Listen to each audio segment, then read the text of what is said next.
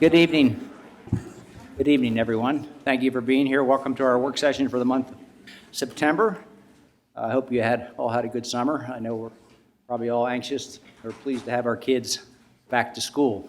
So again, thank you for being here. And the Board of Commissioners did meet in executive session this evening from 6:15 to 7 to discuss legal, personnel, and also a real estate related matters. If you'd all please rise and join in the Pledge of Allegiance by our Chief John Viola. Pledge allegiance to the flag of the United States of America, and to the republic for which it stands, one nation, under God, indivisible, with liberty and justice for all. Thank you, Chief. So tonight we begin our work session with a presentation by the Property Committee, which is chaired by Commissioner Dan Siegel. And this is a follow-up to our June 3rd discussion regarding the use of the potential use of the Brookline School. And following his presentation, we will open it up to the public for your comments, for your questions, for you to raise your concerns, whatever it might be. I will tell you that this is not a discussion about whether the library is going to be located at the Brookline School or whether it's going to be renovated. That's a discussion that this board will have at a future date. And again, like this process, will be transparent, open, and will involve the public at every step of the process. So if you're here tonight to talk in favor or against the library locating at the Brookline School, I would ask you to hold those comments for a future meeting, because that's not what we're here tonight to discuss. We're here to discuss the potential repurpose or reuse of the Brookline School if there is one. So let me turn it over to Commissioner Siegel for his presentation, and then we'll open it up for public comment and questions. Thank you.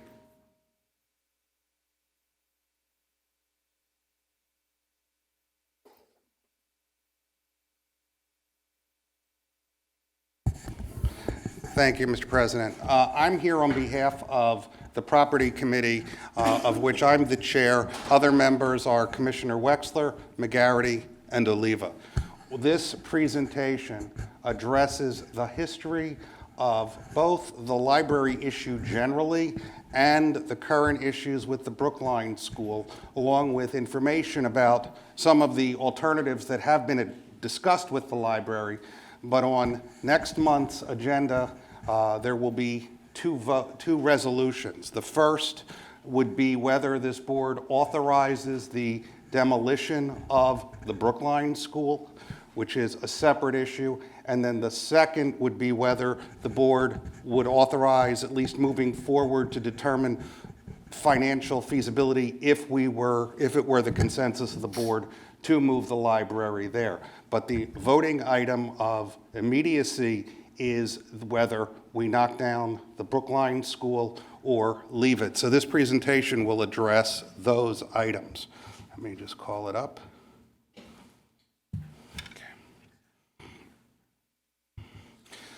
The issue in terms of the library initially and the history of buildings within this township really began in June of 2011, on June 13th, when the Property Committee created a long-term plan that included renovating or expanding the library or identifying property for a location of a new library. Thereafter, we focused on the township's immediate needs, which were the public works yard and the condition of the then township building on Eagle Road.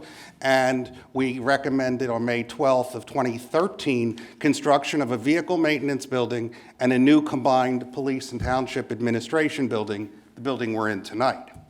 Thereafter, in November of 2013, we brought up the issue of the library because the condition of the library had deteriorated significantly, and as a result, we raised it with the board. At that time, meetings were held and public meetings were held, and thereafter, we voted to pursue funding for renovations of the library because it was determined that we would first build the municipal services building and then address library renovations. And in late 2017, we concluded construction of this building. The more immediate timeline that brings us to the Brookline School in particular occurred last March when the Board of Commissioners and the library learned from the school district of the availability of the Brookline School as a potential location for a new library or as parks, but as a new location rather than renovation. This occurred during a meeting with the school board and the certain members of the property committee and representatives from the township. This year, on February 11, 2019, the Board of Commissioners, we voted to acquire the Brookline School property from the school district. It's important to note that the agreement was that the property, the Brookline School property, regardless of whether the building remained or not, would only be used for public purposes, which, and we've mentioned it then, the library or some other use with preservation of park and playground land, because approximately 1/3 of that property contains parks and playgrounds.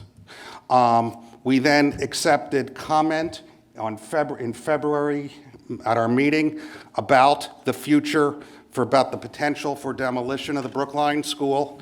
We accepted public comment again in June of this year about demolition of the Brookline School. It was also included in a variety of township publications. I know various commissioners made this known to their constituents so that public could comment.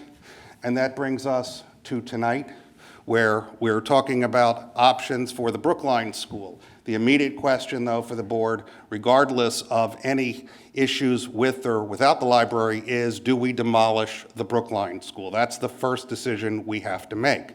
So we will vote next week on, one, a resolution that would either authorize, or if denied, not authorize demolition of the Brookline School, and to move forward with at least determining the cost of building a new library at the site. We know, and our engineer has explained previously, that the cost of demolition of that property is approximately $550,000. That includes asbestos abatement for the property. We also know that the general considerations that we have to address, whether or not we build there or not, is that the cost to renovate, which means just simply bring the building up to code, updating all systems, is between $9 and $10 million. This does not include any costs for reconfiguring the building for use other than a school. So it would mean that if we chose to renovate the building, we would be renovating it back to its condition as a school in its current state without change of the interior. Other things to note, the Brookline School is not listed on the historic survey as an historic building. The current library and the former township building are listed as historic buildings on the historic survey. With regard to the library, because we've had a lot of questions and I wanted to put the information here, is that the library, and we've had these discussions for the last few years, is that they desire a facility with 39,000 square feet, recommended based on an independent study. Their current building is under 30,000, preferably one floor, and they desire 70 to 90 parking spots. For those who have interest with the library, they have no interest in using the Brookline School, the current building at all, and say that it can't be configured in a manner consistent with how libraries are built. Right now, the latest estimates for the renovation of the existing library are $9 million approximately, and the building will still be smaller than desired and will still continue to have 17 spots, one for handicapped. A new library on that facility can meet the space needs of the library and has the potential for 70 indoor parking spaces while retaining the playground as a community asset. So, going to next week's vote, we would be voting on whether to demolish the school.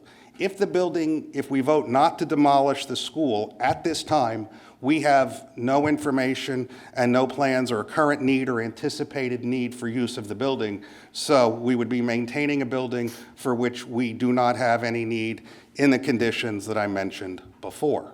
We'll also vote, as I said, whether to evaluate the costs. with a final vote probably on that in 30, 60, or sometime once we get that information.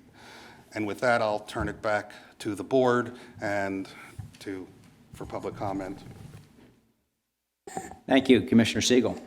If anyone would like to speak, please come forward, state your name and address, and if you could limit your comments to 3 minutes, it would be appreciated. We'll take note of your questions and concerns, then answer them at the end. Thank you. Good evening. My name is Bob Madonna. I am the President and CEO of Surrey Services for Seniors. I am not a township resident. I live in Westchester, but I spent age 6 to 20 living in Minoa, so I have some ties to the township. Surrey serves over 6,000 older adults in the community, both Delaware County and Chester County.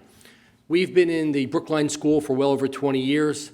Over 300, maybe 400 people use that facility on a regular basis. As you know, when the decision was made to close the building, we were thrown in the dark. And we had a scramble. Unfortunately, we now are utilizing a facility at the Annunciation BVM for our senior center. Unfortunately, while that's a very nice facility, it does not really provide us the capacity that we can use to help seniors. As I probably mentioned to you, I wrote you all an email a little while ago. According to the last census, 17.1% of your residents are over 65.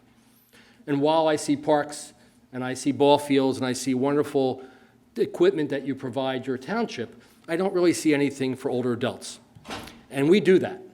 In your neighboring townships, Upper Darby provides a very large building for seniors to be able to do activities like lunch, education, exercise, and so forth.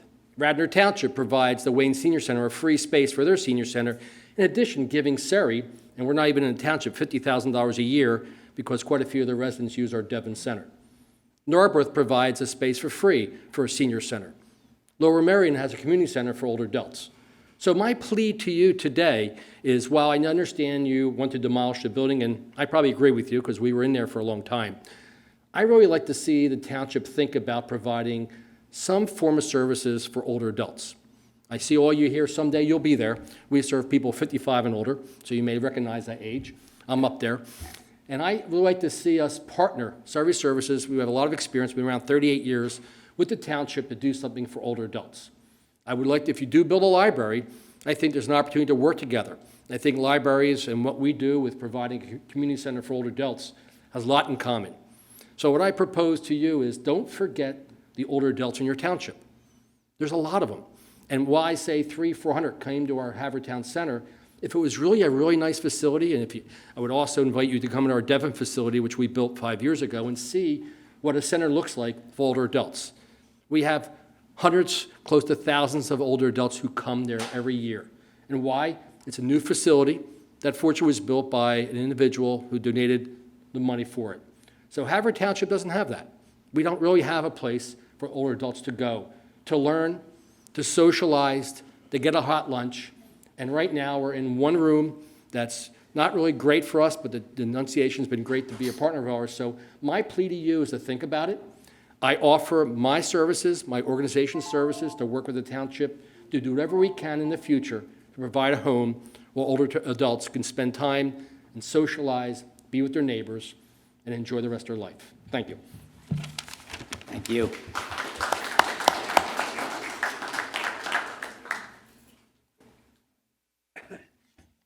My name is Lynn Rice, and I'm in the group that you serve. I have a couple questions, but one of the first ones is, after watching your presentation, are we spinning our wheels here trying to get the buildings saved? Have you already made a decision, and this is being politically correct, having us give our 2 cents? Or is it still open for discussion? Because if you're voting on it on the 9th, that's only 6 days from now. It seems to me you must have a decision made. Nothing gets done in 6 days, except God. So I would like the Brookline School to stay open. I want the playground to be there. There's green space. I've lived here for 47 years, and I'm just now getting to be able to use his services. Well, I'm a little longer than that. But anyway, I would like you to not just give us lip service. I would like to know if it's a legitimate option or if it's a done deal. Because the presentation very much looked like a done deal with the figures. Thank you. Yeah, thank you.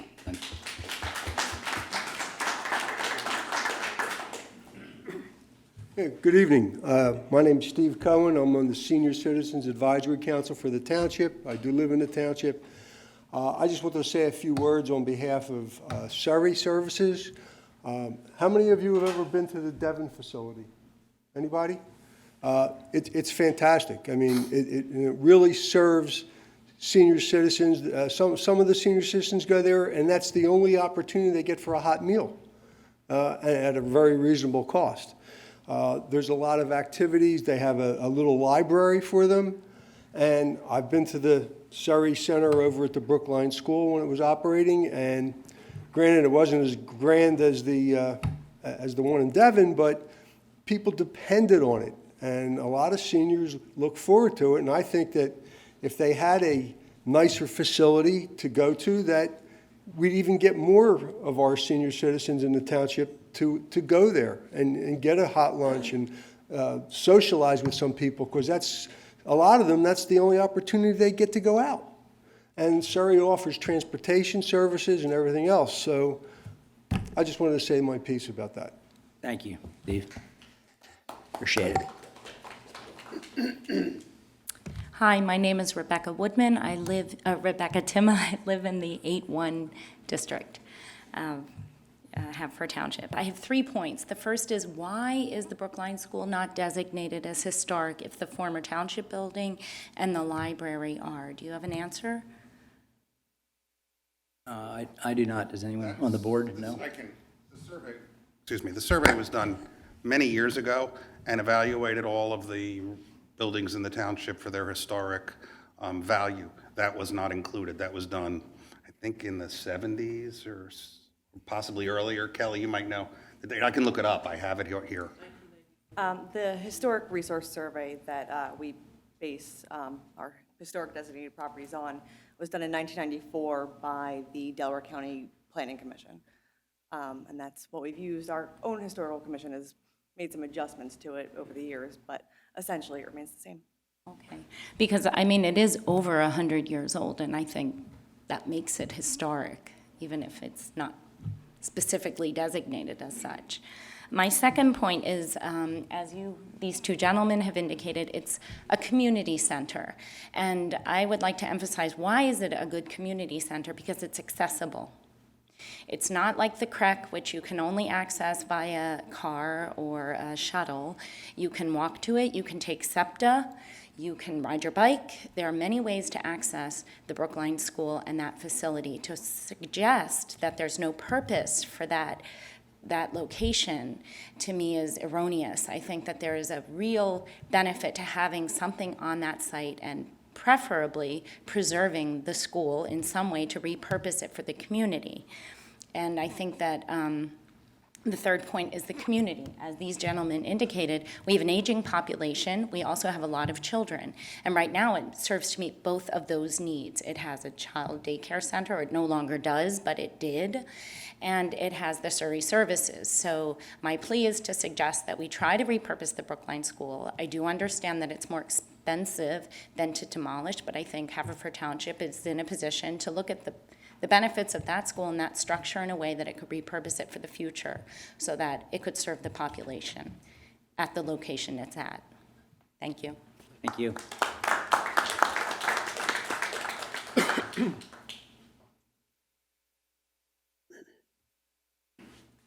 Hi, my name is Andrew. I live at 22 Harvard Road. How are you? You're right, there's been a recent awakening here in Havertown of people coming, so I know you guys have had open forums, so I appreciate this one, even though it's last minute.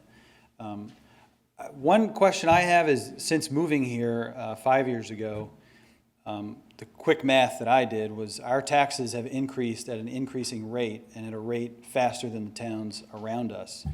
So what's the impact on our taxes going to be for either one? How is it getting paid for? That's the first part. two, out of three things. Two is, I think that side of town, that's the only park. So if demolishing it is the cheapest way to go, then all right, I can see that. But three, moving the library, why would we even consider that? We have one of the busiest, most popular libraries, I think, if I looked up the right study, it's one of the most popular libraries in Delaware County because of where it is. And if we move it multiple blocks away, the law of location would say that traffic is going to drastically decrease. So moving the library doesn't make sense to me. That said, green space does, and I think planting trees and beautifying the area, if demolishing the building is the least expensive way to go, okay. So what's the impact on taxes? Is the library a done deal? Can we save that for green space that our town needs? Those two questions. So has there been a study done on taxes? What the impact will be on? Well, that would be part of the demolition cost, if we were to go that route, would be, how would that be, what would that money, is that out of the?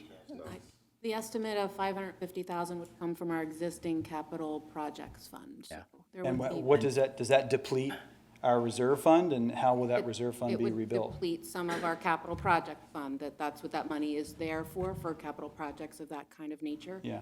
Anything larger, as the board knows, building projects, we would have to borrow, and we'd have to know what the tax impact would be at that time, depending on market conditions. Is there, most reserve accounts have a replenishment plan. Is the replenishment plan going to affect taxes?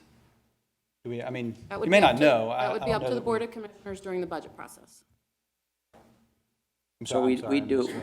before we made any decision, we would, this board, do a cost-benefit analysis on renovating the existing library, as well as potentially building a new library at Brookline. So we'd have those numbers at that time, but at this point, we can't tell you what the tax impact would be, because obviously it would be cheaper Yeah. to renovate the place than it would be to build a. That'd be for the library part, but Sorry? the demolishing part, so the replenishing the reserve account, would that affect our taxes in any way?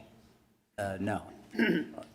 I mean, it's $500,000 that we're spending to. No, the demolishing part would not affect our taxes in any way. That's money we have on hand. It's money we've already borrowed. There's no tax impact of it. Okay. And then, so the library part, there's still a feasibility study that's being planned there. And so Definitely. That decision is far from made in terms of Okay. whether it's going to be located at Brookline or whether it's going to be Okay. renovated. That's a Okay. decision that's going to be made in the future with a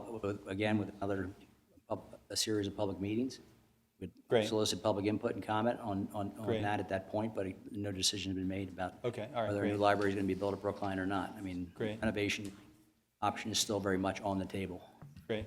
So for what it's worth, I mean, my vote would be open space and green space for the town. Okay. Yeah. Thank you, Andrew. Thank you very much.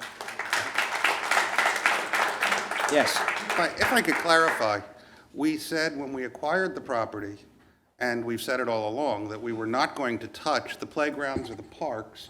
That space would remain. And with regard, just for the person who said we're 6 days of comment, we first announced publicly at the school board meeting last September, when Mr. Wexler and Mr. Gentili attended, that we were interested in acquiring the building, and we have been discussing this issue on our agenda since March. Yeah, man. March was the first time it was discussed publicly, and what happened with tenants was as a result of the school board, which told the tenants orally last March that they were going to close the facility at the end of the school year this year regardless, because the school board was going to sell the property. Good evening. My name is Tony Morinelli.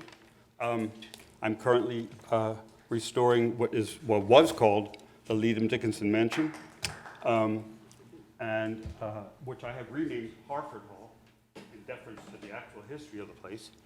I grew up here, right across the street. I took my piano lessons with Genevieve Lord, right above the pizza parlor right there, and I bought flowers for my mother on Mother's Day at Shearer's greenhouse. So I think I may be one of the grayest old heads in the room, who is a Brookline native. I also would ask if we are just spinning our wheels this evening, because it certainly did seem that way when we saw that presentation. And that presentation I would take issue with in a number of things, including things like parking spaces and building space. I don't think Ludington Library, which has a usage far greater than Haverford Township's library, has anywhere near that number of parking places, and they seem to do very, very well. Anyhow, the preservation of the facade of the Brookline School represents not only the preservation of a building, but the preservation of our local history. The Brookline School, along with the businesses, churches, and other structures of Brookline Boulevard, are the cornerstone of the completion of the ideal of the American community, made sometime around the turn of the last century. To destroy that cornerstone is to destroy a living record of the American ideal. Brookline was set up as the ideal community with the main boulevard, transportation running across the top, transportation running across the bottom with the old P&W, and a line running down Brookline Boulevard to connect the two. All our churches are there. Our schools were there. No small number of voices have called for the demolition of this elegant early 20th century stone structure as the most efficient execution of a public work. But I would suggest that wise judgment makes the distinction between the most expedient thing to do and the long-term ethical thing to do. That the interior of the building is beyond use is not a question. The interior should certainly be gutted, but the facade, the stone facade, must be retained. Why it is not on the historical register, I'm not sure. I'm quite familiar with it, working with my own home. The decisions made by that historical survey are very, very nebulous, to say the least. Haverford Township contends to promote the 3 R's: reduce, reuse, recycle. It is also a given among urban restorers that our historic buildings must not be destroyed, but be repurposed. The previous decades, in their blind attempts towards modernization, have seen the loss and mistreatment of numerous historic buildings.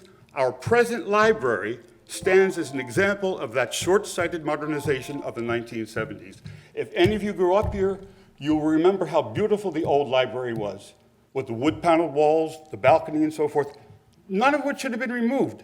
What's there right now has nothing, there's no difference in space. They just removed it because it was old. The Manoa School, which looks like it belongs to the Soviet era, lacks any form or feel of the natural, the human.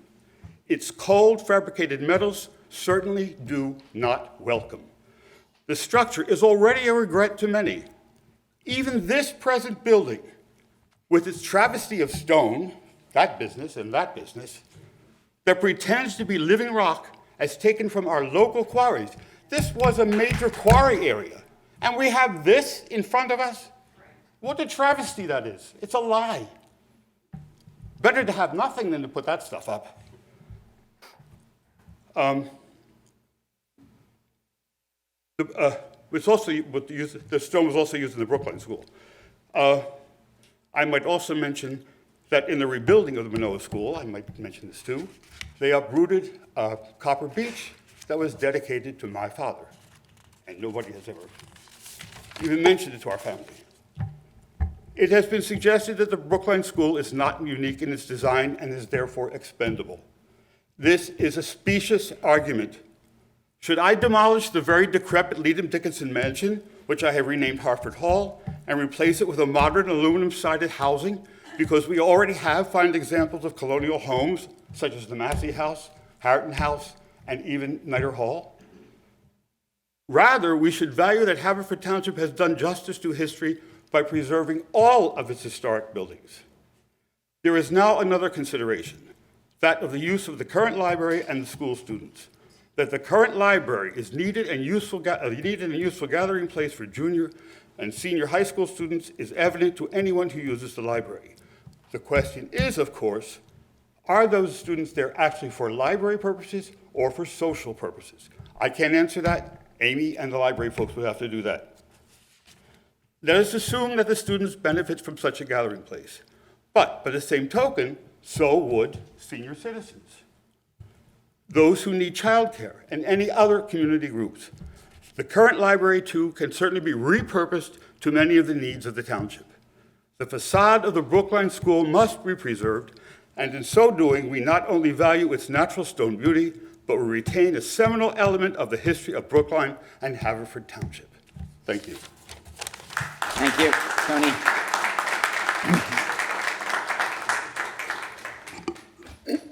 Nice presentation, Tony. Thank you. Okay. Hello, my name's Cheryl Forsty Groth, and I live at 107 Landaff Road in the 2nd Ward. So my question to you, the commissioners, and also everybody else is, how are we going to compete with the surrounding communities? How are we going to compete? We have this beautiful building, yes. We have the crack, it's amazing. But if you look at the surrounding communities, a lot of them have put money into renovating or building new libraries. And if we do not want to be left behind as a township, I truly believe that's something we need to consider in our long-term planning.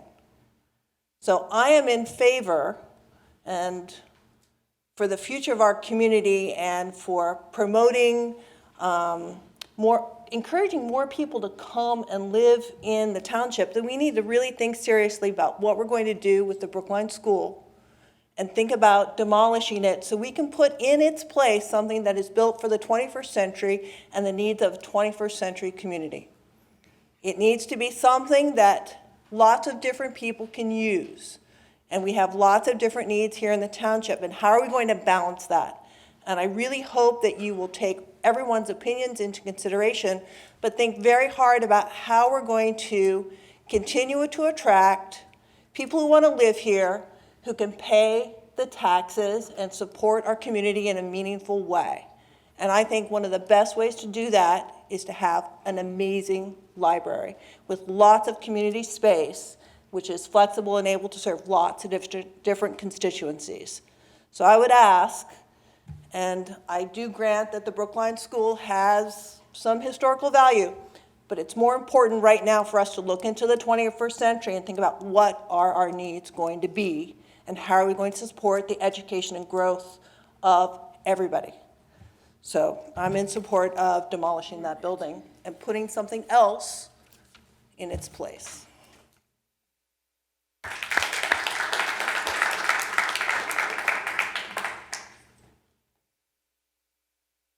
I'm Susanna Baruco. I live at 805 Clifford Avenue in Ardmore. Number one, I'd like to say that I appreciate this open forum, but it's disappointing that the Board of Commissioners' agenda is not on the website even today. So how people know to come, I'm not sure. I announced it on Facebook, but I would think we could at least have an agenda on the website the day of the meeting, if not before, preferably. In response to questions about the survey and why the Brookline School isn't on it, the survey that's been adopted by the township was basically a windshield survey, so a very cursory survey of the township that identified buildings with minimal research and primarily visual observation. The Brookline School, for one reason or another, wasn't included, but that doesn't mean that it wouldn't be included now. That survey was done in 1994, and typically these surveys should be updated at least every 10 years. And the Haverford Township Historical Commission and the township have received a grant to begin to update our survey, so hopefully we will pick up errors like that. I'm concerned, and I hope I haven't misunderstood, but my understanding from what's been said is that the decision will be made whether or not to demolish the Brookline School before the commissioners look into the feasibility of moving the library there. I'm not sure why there's so much haste to demolish this building or to make a decision to demolish it if you are, after you demolish it, going to consider the feasibility of moving the library there. Something seems backwards to me. I also think demolition is short-sighted. I understand the concerns about having a modern library, but I will say, too, that many modern 21st century accommodations have been made in historic buildings, and I think the township should start setting an example by restoring and rehabilitating their existing buildings. I'm also concerned about the level of professionals or the quality of professionals that have been retained to look at the Brookline School. Have any of them had experience rehabilitating historic buildings? Are the engineers that work only with modern buildings or with new buildings? Historic preservation is a specialty. Many architects, including architects here in the township, whose services have been offered to the commissioners to take a look at the Brookline School and look at its ability to be adapted, but have not been brought on or even asked for their opinion. I myself am a preservation professional. I make my living as a preservation professional. I've offered my services to the township to no response. Schools are among the easiest buildings to be rehabilitated. They have wide hallways, they have large rooms. That Brookline School is solidly built. I think that demolition, again, is short-sighted. I think it's possible that it could be rehabilitated for a library. To those who think that the library in its current location is well used, I would suggest that a library in the Brookline School might be even more used because 17 parking spaces. I don't go there. I go to the library well, I shouldn't say in public, but I go to the Ardmore Library because I can park there. So I think that demolition is short-sighted. I think adaptive reuse and rehabilitation should be considered, and I think that demolition is not only short-sighted, but I question the commissioner's haste to make that decision before all options have been considered. Thank you.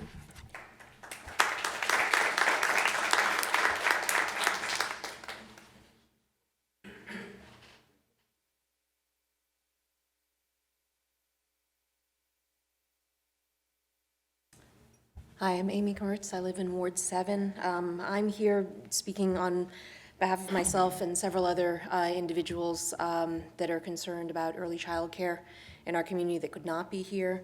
But we feel that the Brookline facility provided many services to seniors as well as in early child care for the K-Club enrichment before and after care, as well as the preschool. And we just hope that that future positive public services are thought of for this space, regardless of what it winds up being, but that those are taken into consideration. We feel like there's a very large gap now with the closing of this school. Thank you. Thank you.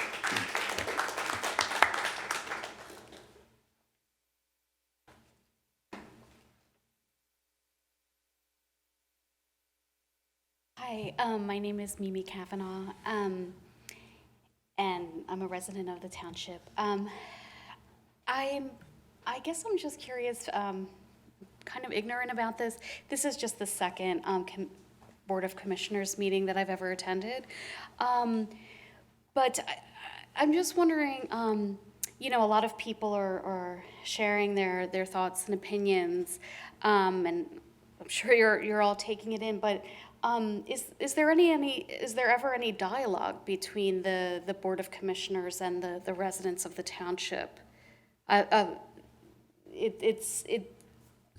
the purpose of this meeting this evening, to have this dialogue, and we had the same meeting back in June, was a public opportunity for the public to make comment and express the concerns and questions. It is an opportunity to make comments, but and to be heard for sure, but I'm just wondering if there's ever any actual dialogue or feedback to the residents. You certainly have an opportunity to speak to your commissioner about your views and have that dialogue one with your commissioner. Okay. At any time. Also, there's going to be a lot of conversation back and forth publicly between the commissioners about their views, about what they've heard. We're writing down everyone's questions. Our expectation is that we'll answer them or get answers for you to some of those questions. It won't be like this. Mm-hmm. It's not going to be each person gets up and has a conversation back and forth with the entire room, only because that's so unwieldy, but it's actually happening right now. So, I mean, it's not, it will happen from time to time in the questions, but the best way for us to gather public input, hear what people have to say, and Anything of this magnitude, I can assure you, isn't going to come out of this board 9-0. Anything that doesn't come out of this board, even things that do come out of this board 9-0, are usually a product of a great deal of discussion. And Right. if this is only your second meeting, you might have, the first one might have also been one where I was uncharacteristically quiet. I can assure you that. Boy, that's, I'm glad to hear him say that. I get, okay. Wow. I completely understand it. It would be unrealistic, I guess, just as a resident of the township. also, I'm just commissioners curious have- yeah, what commissioners are Well, commissioners thinking. also have constituent meetings, and at those constituent meetings, people bring issues that matter, especially issues that are topical. So anybody who's had constituent meetings in the last quarter, or the last 2 quarters, probably have heard from some constituents who have views on this. Those are opportunities to have much more, conventional conversation back and forth. Okay. And like I said, you're in the same way that you wouldn't want any of us cross-examining you while you're giving us your input. It's just why we listen to what people say and then we do our best to respond to it. And we take very seriously what we do. We're not. Nobody's gone into this with a preconceived notion. I have very strong opinions about what I think should happen at the Brookline School. Yeah. I've said them before, and I'll say them again. But it doesn't mean I'm not listening, and it doesn't mean that that arguments aren't compelling.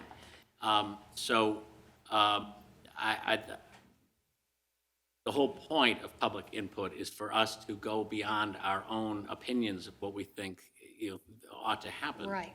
And we listen to what people have to say, and they may very well give us a perspective we haven't thought of. I'm 55, but I think I'm going to be a ways before I need your services. I may not be. So this is extremely helpful. So I just don't want you to be to have the wrong impression because it seems one-sided. It's not. Okay. I was just, it sort of seems like the Wizard of Oz, like the Oz behind the curtain. I'm just kind of curious, like what some of the thoughts are of Well, that wins. the commissioners. That I was just curious. 14 years, but that's the thank best you. one I've gotten yet. Yeah, Wizard of Oz up That's there. a good one. I mean, Steve Well, looks I mean, like I the Wizard think of that Oz. but I get the sense that a lot of people, a lot of people come up and are just wondering, has a decision kind of unofficially been made? I mean, are most of the commissioners leaning this way? I think there's just a lot of curiosity. So I'll speak for myself, but also I feel I'm echoing what I've heard people come up with. One thing I can absolutely assure you, and then I'm going to give it to you, Dan, but this is really important. Transparency is extremely important. Regardless of what boards in the past did, our board, our modern board for the last 10 years has very carefully and very assiduously avoided meeting and talking about things in secret. We do not talk 5 or 6 or 7 of us together. We do not pre-plan what we're going to do or what we're going to hear. Some commissioners are very, very private about their decision until they come out here. Other commissioners are more vocal to their constituents or at random meetings or before the event happens. But it is our duty under the law not to meet as an organization except in very limited circumstances, and that's why we have executive sessions. And that's to talk about things like litigation, which we have to talk about in private. What to do with our own real estate. We have issues to deal with that, but not ultimately to make a decision, tearing a place down or awarding a contract. That all has to happen in the public. And we take this, I take that obligation, and I can tell you that all of my colleagues do, take that obligation very seriously. Yeah, so there is no pre-packaged decision. Yeah, I've never doubted that. I'm just, I was curious about the format. That's all. But that's what I want to just sort of clarify for the public. We can't have just a dialogue because we would all be here all night.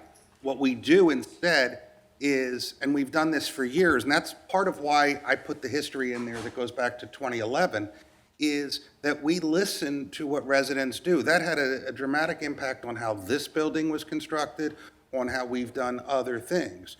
And then we have our dialogue that Sometimes at the work session, the goal of the work session is for us to speak. Tonight, it's more to listen, and that's why this is the third meeting to get public feedback on this topic.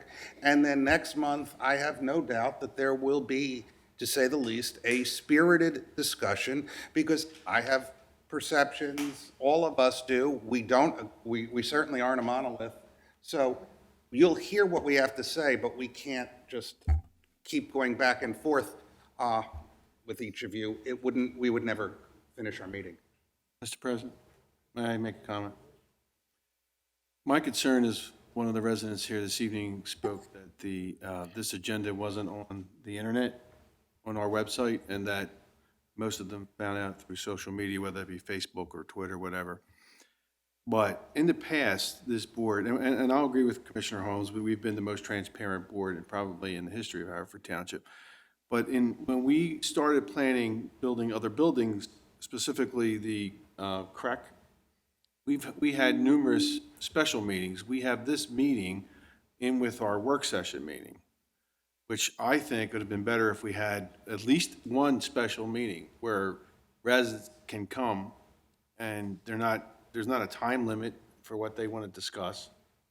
And we don't have to move forward because I think we're obligated to do the work session at some point, are we not? Yeah, I mean, I think so. Yeah, we are. So I would think that, in my opinion, we should hold at least one special meeting for this topic. I'm sorry, special meeting for what, Steve? For the Brookline. That's what we're doing this evening. This is a meeting in with the work session. Well, I mean, whatever we call it. Yeah, we could do that. I mean, Commissioner McGarity and Commissioner Hart could host that too, themselves if they'd like to. All right, but But what I'm if it's in their saying, when we were building other buildings, we had numerous special meetings in various areas and schools. I'm not saying we have to go to that extent, but I think a meeting where we could just have the topic just about the Brookline School would be appropriate.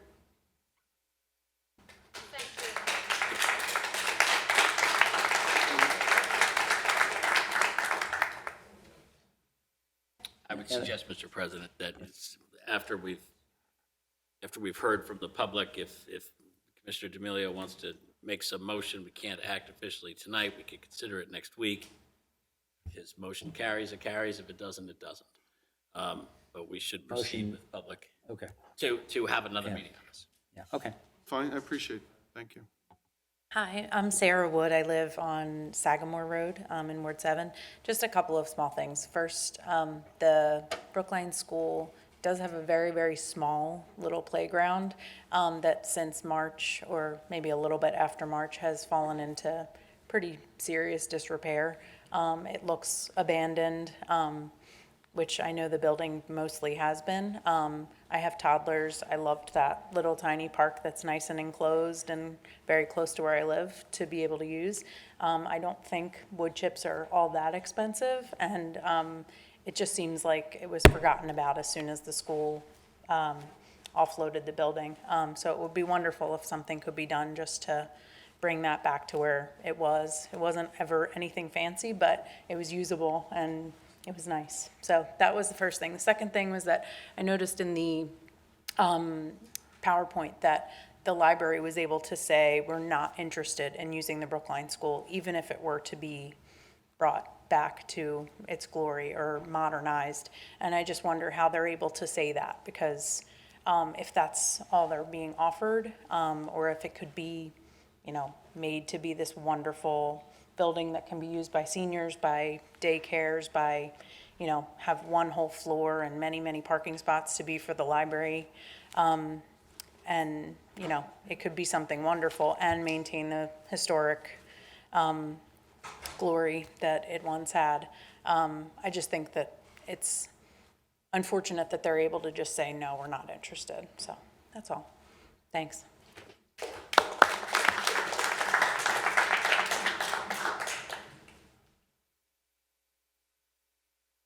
Hello, my name is Bill Brown. I live at 508 Sagamore. I'm directly across the street from the impacted area. So I think more than anyone here, I'm kind of have a big stake in this. I've also lived here my whole life, 38 years. So a couple questions. If you do, in fact, vote next Tuesday to demolish the building, when is the time frame for that to start? Do we have one? No decision has been made as to whether it's going to be done. So if we vote next Tuesday to demolish the building, we don't, is there, any, We'll have like, it. what would We'll usually have be, it what's done. like the time frame? We have contracts, we'd have to order Okay, contracts. so has it been bid out yet or no? No. So that's a $550,000 estimate, correct? There's no contract. Okay. Just I'm just thinking from my standpoint as being directly impacted by this, like, I mean, I get that, you know, I'd like to see the building saved, but like, at the same time, I'm also realistic about cost and things and taxes, and I want to see what's best for our neighborhood and best for the community and what best serves the township financially and with the least amount of impact on the neighborhood. So, you know, I'm just kind of a little bit frustrated where, you know, we're having these meetings and such, but like there's no like, it's like, oh yeah, we're going to do this, and like, great, but there's no backup plan. Like, there's no like figures, there's no drawings, there's no impact test. Like, I mean, has all this stuff been thought out? Where it's like, hey, we got the building, we got to figure out what we're going to do. Okay, well, we're going to spend $550,000 estimated, which could go up, correct? Like, could be more, right? To knock the building down, is that correct? Like, it could be more than that. So all of a sudden, these estimates start going up, and like, next thing you know, like the township, we're raising taxes, and like all of a sudden, we're in this huge, like, not huge, but like we're in this process where we have this demolition, and then we got to get money for the building, and next thing you know, like years go by, and I'm living across the street from a pit, and like I got little kids, and like, you know, I'm saying like a lot of this stuff seems very short-sighted. I mean, you're all intelligent people on this board. You've all been elected to serve the community, but at the same time, like we got gifted this, like the township obviously got, you know, gifted this property, and you guys want to do what's best for the community. I get it, but at the same time, I'm kind of like, as someone who's directly impacted across the street, like, I wouldn't have questions about what's going on, like how's this going to impact my day-to-day, how's this impacting my children, my neighbors. Like a lot of people on my street don't have street parking, they don't have driveways, there's street parking. Like if there's demolition, they're not, like the street's blocked off, or like there's the other street, like, you know, all this stuff like that we need to be answered before we start getting into like these decisions of spending millions and millions of dollars and just disrupting the flow of a whole community because we want to move a building.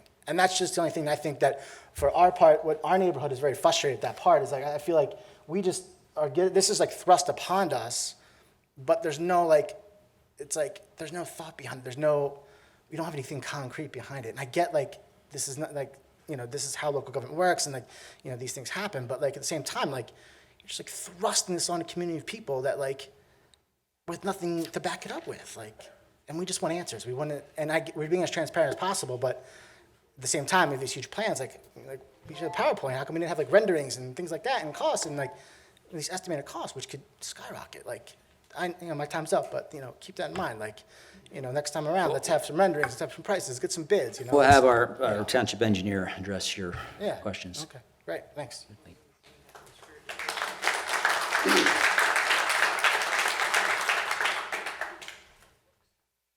Hi, my name is Lindsay Sorter. I am Bill's neighbor. I live at 504 Sagamore Road.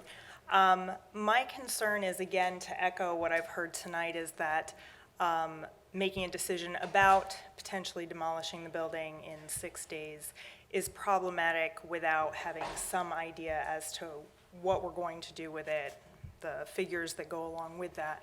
As you know, Bill mentioned, my concern, I have 2 young kids, I'm concerned about, you know, going through the process of having a demolition site across from my street, and then, you know, oh, we, you know, didn't quite think out, or we didn't have full specs on what it would cost to either put in a total green space or put in a new library or put in a new community center, and then the lot sits rather vacant or in a semi-permanent state of construction. So I would just like to echo what I've heard tonight about the decision for demolition in 6 days without any sense of what's going to be planned for following.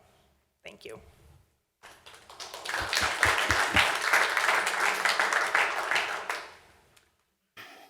Hi, my name is Shannon Behrman, and I live in Haydock Lane in Haverford. And given what everyone has said, if there is a plan in place to do what you're going to do with the building after you demolish it, then I think it should be demolished, because we have to keep up with the times, and change is progress. And that building, as pretty as it is not practical. And it's not practical to keep it money-wise or, and to use it for whatever you're going to refurbish it for. We need to enter the 20th century and have a library that is equitable with the times. So my opinion is it should be demolished. Thank you, Shannon.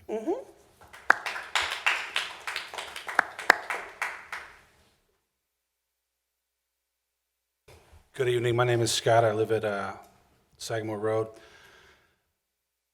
I just want to start off by saying thanks for the public platform and the multiple meetings we've had. I'm a bit confused, though. The first thing Commissioner Lewis said is we're not going to talk library, and then the first thing that goes on is a slide presentation where the word library was brought up 25 times. There's about 54 libraries in the city of Philadelphia, 46 of which are neighborhood libraries, to which I don't think a single person that goes to those libraries complain about parking. They're just happy to have a library.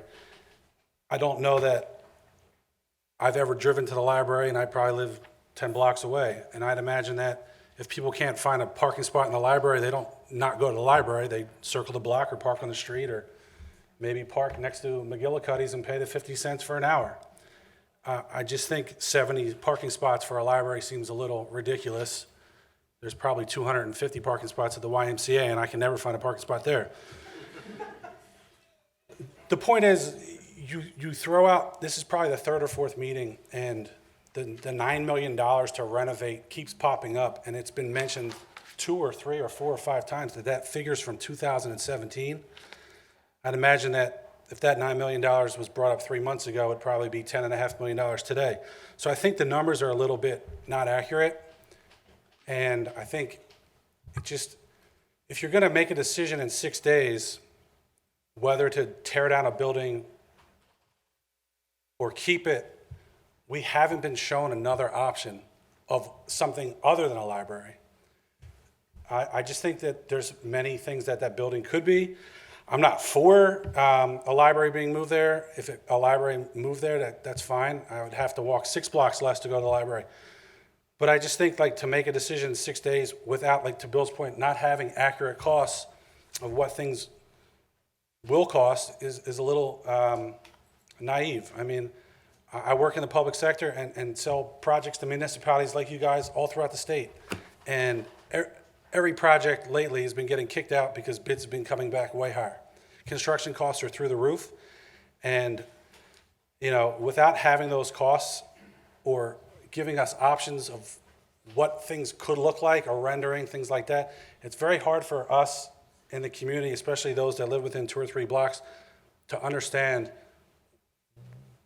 For 7 years, I've lived in my house and I've looked out the window and I see that building. To picture what something else might look like, we should have a say in what that is going to look like.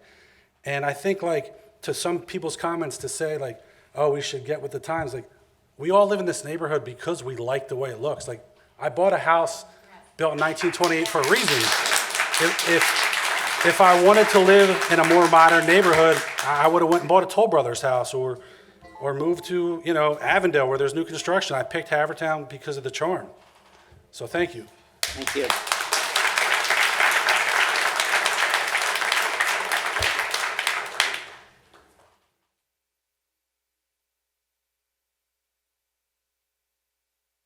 Hi, my name's Pam Costi. I've lived in Havertown, I guess 27 years now. This is the first time I've come to a township commissioners meeting of any kind. And the reason is I am a library nerd. I love libraries. I love this community, but I hate our library. And I almost got hit several times driving and trying to park there. I'm thrilled that we have what I think is an extraordinary opportunity with this amazing space to do something that takes Havertown to a higher level. A library is a place to learn. A library is a place for communities to get together. And I'm really hoping that this is going to be something that can bring the community together to get whether you use the facade of it because you decide that that's important. My daughter actually went to the when it was childcare after school. And I did not like the building then. I don't like it particularly now. The outside, if you could keep it so that it was, that it was within the building structures of the others, that's fine. But man, the inside's got to be exciting. We can be a really great community, and the library is at the center and core of a community that values education, that values children, that values senior citizens, and thank you. Thank you.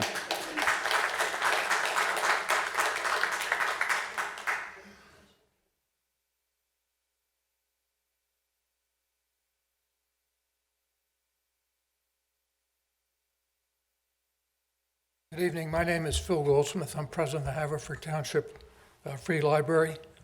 I live at 312 Old Forest Road, Wynwood, Pennsylvania, 19096. I hate whoever said they hate the library. It's a wonderful place, but we do lack parking, and we hear it all the time. And I'm not here to say where we want to go or whatever, but I do want to put this in a perspective that hopefully allows us to come to a decision that we can all be happy with. Thank you for the services that you provide to senior citizens. I say that as someone with self-interest in it. And the library does as well. Probably the largest number of our patrons are senior citizens, although we have a great children's program. We have places, people come play cards there and so forth and engage in our book clubs. And it's a wonderful place for senior citizens, and we would certainly welcome, whether where we are now or wherever we may go, to continue to work and help that very important population of which we serve. I just want to say a couple of things just to correct any misconceptions about it. Number one, in terms of rushing decisions and so forth, I'm on the other side. We've been looking at either a new site or renovation of this site for 15 years. Where the Y is now was once considered for the library. I joined the board approximately 3 years ago. We were in the midst of the renovation plans. 3 years later, those plans have been put on hold for good reason. So we had the time, the commissioners had the time, and people had the time to look at a possibly new site, which wasn't there at the time we started our work. So I think these gentlemen know that I'm frustrated because we've had to pull the plug on what we were doing, and we were going 110 miles an hour. And we still have a library that has inadequate parking. Our elevators don't work. The plumbing doesn't work half the time. As I always say, the air conditioning works in the winter and the heat works in the summer. So it's frustrating. But as someone pointed out, it's a great library, high circulation. And the reason it's great is it's not location. It's because of the people we have there that care about the people that are from our users, because it's a great staff. It's important that they have a library that they feel proud of, whether it's going to be there or over there. And it's been going on and on and on and on. And we want to get it resolved in a way that's democratic, that people have their input to it, and so forth. We didn't willy-nilly say the Brookline School, we don't want it. I just want to make that perfectly clear. We looked at it. We had our experts look through it. I know the township had their experts look through it. And we came to a conclusion that it just wasn't right for a number of reasons. One, it's historic, it's old, and it's not flexible. And the whole new way of building libraries today is to be flexible because we're all smart enough to know we don't know what libraries are going to look like in 10, 15, 20 years. And the problem we have where we are now is that we have to every time you go around a corner, it costs more money to renovate it and so forth. We could make do, but if we had something better that allows us to build and allows us flexibility for the future, we think that's a win for the township and our patrons. But most importantly, the other thing was, the reason we couldn't use that library, it didn't give us parking. If you're gonna keep the ball fields and keep a 3-story building there, the research we did was that maybe we get 30 parking spots. That's only 14 more than we have now. And as someone referred to Y, I go to the Y and I get frustrated. Most of my exercise is trying to find my car when I get out of exercising at the Y, but that's old age and because I park too far away. But 30 spots isn't going to do it. That doesn't justify the cost, it doesn't justify the time, and it won't work for us in the future.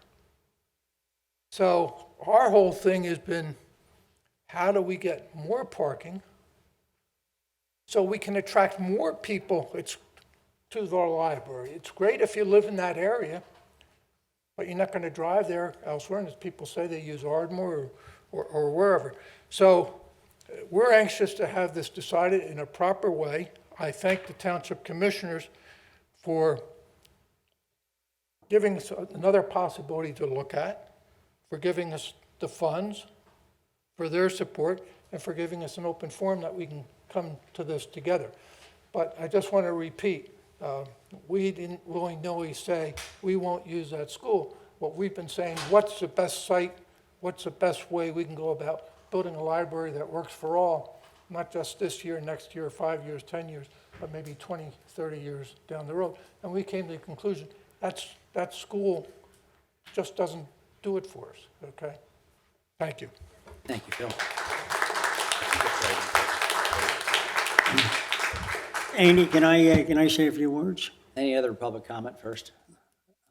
We have more. No, just wait till we finish the public comment. Chris Connell, 519 Kenmore Road. And to start off on a positive note, how about that Darby Road? That is nice and smooth, isn't it? I love it. It's great. Took long enough. Oh, man. So I live right across the street from the property that you're talking about. And you have 3 decisions. Commissioner Siegel said from the property committee that there will be 2 votes that you'll be taking next week, and not to talk about the library. So, okay, I'll follow directions, and I won't speak about the library other than I do like the library. I use it all the time.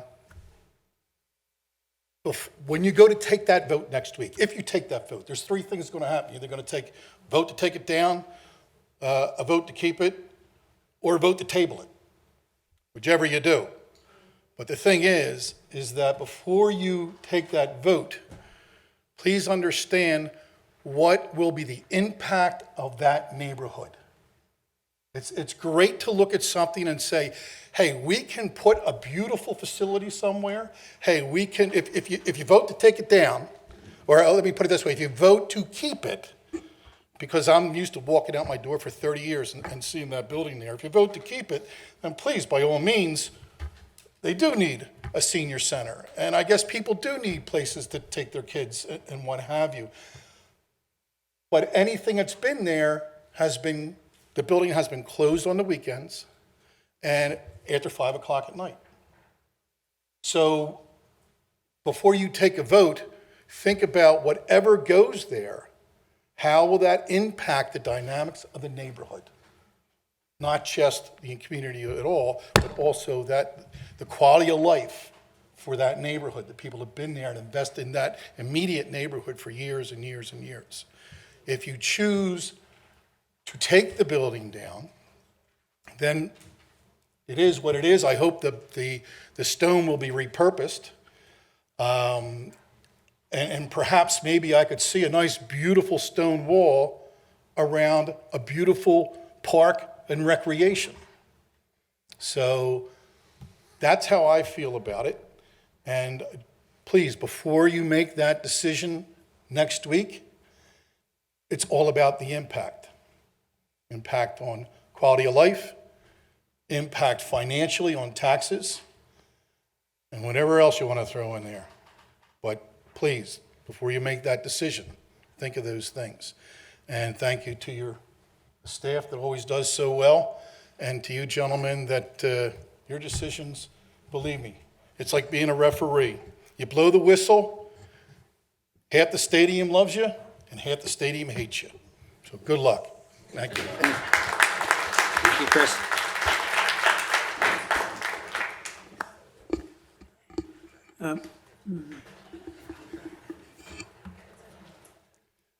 My name is Peter Patton. I live at 703 Grove Place. We've lived there approximately 24 years. In visiting other libraries around the area, I have to say that the current library is definitely a second or perhaps even third-rate library. Looking at libraries in the immediate area, the Penn Wynne Library was renovated successfully in an older building, albeit fairly nondescript building, several years ago. The Ludington Library was renovated. Both are much better physically libraries than the current Havertown Library. The staff at the Havertown Library is excellent, but the facility itself, as has been acknowledged by the library board president, is not much of a facility. The opportunity to use Brookline site for a library strikes me as a very reasonable prospect, since it's only about, by my guess, maybe 10 blocks at the most from the current site. And if the library board feels that the school isn't suitable for a library, it doesn't make sense to retain a approximately 100-year-old building that doesn't really have a purpose. I spent some time in the library in the Brookline School for a variety of reasons, and it was certainly a depressing, kind of run-down facility while I was there. But potentially you could use the shell in my imagination, but if architects say that isn't feasible, then I defer to the architects. So I think the one other point I'd like to make is that right now money is essentially free to borrow with interest rates at a 10-year Treasury bill at about 1.5%. So I think the township has an opportunity here to basically borrow with free. I realize obviously the township's paying higher than 1.5%, but the township has an opportunity to seize the day and build a fine facility without incurring costs that it might at a later date. Thank you. Thank you.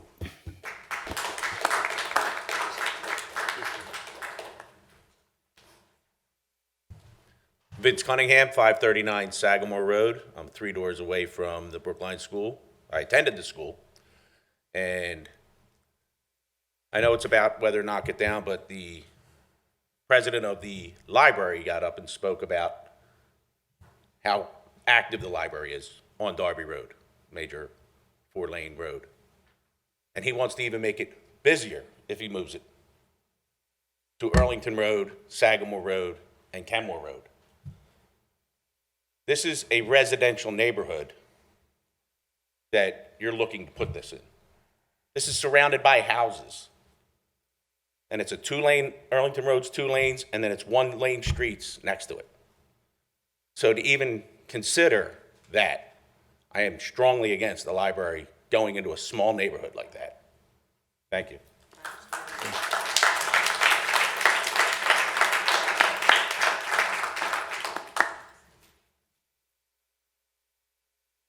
Good evening.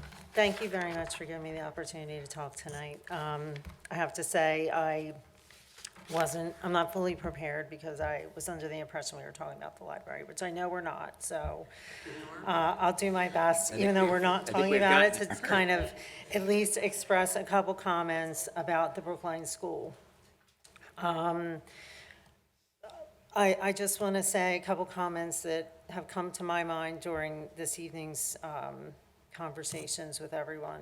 It seems in some way like we're working backwards and that we should explore all the options for the Brookline School before demolishing it. And how can the library be considered for the space if it's gone? The $9 million renovation I was wondering what those costs were comprised of. I never saw anything to that effect, other than in summary of that being the amount that was involved with restoring the building and adaptively reusing it for another purpose. The Brookline School is part of our community's history, and it would be appreciated to see greater consideration for adaptively reusing the building. With regard to the parking consideration at the existing library that I know has been a hot topic, I wanted to ask if alternate parking considerations at the existing library have been explored. For example, the property adjacent to the library at 26 Mill Road is currently for sale. It would seem like a viable possibility.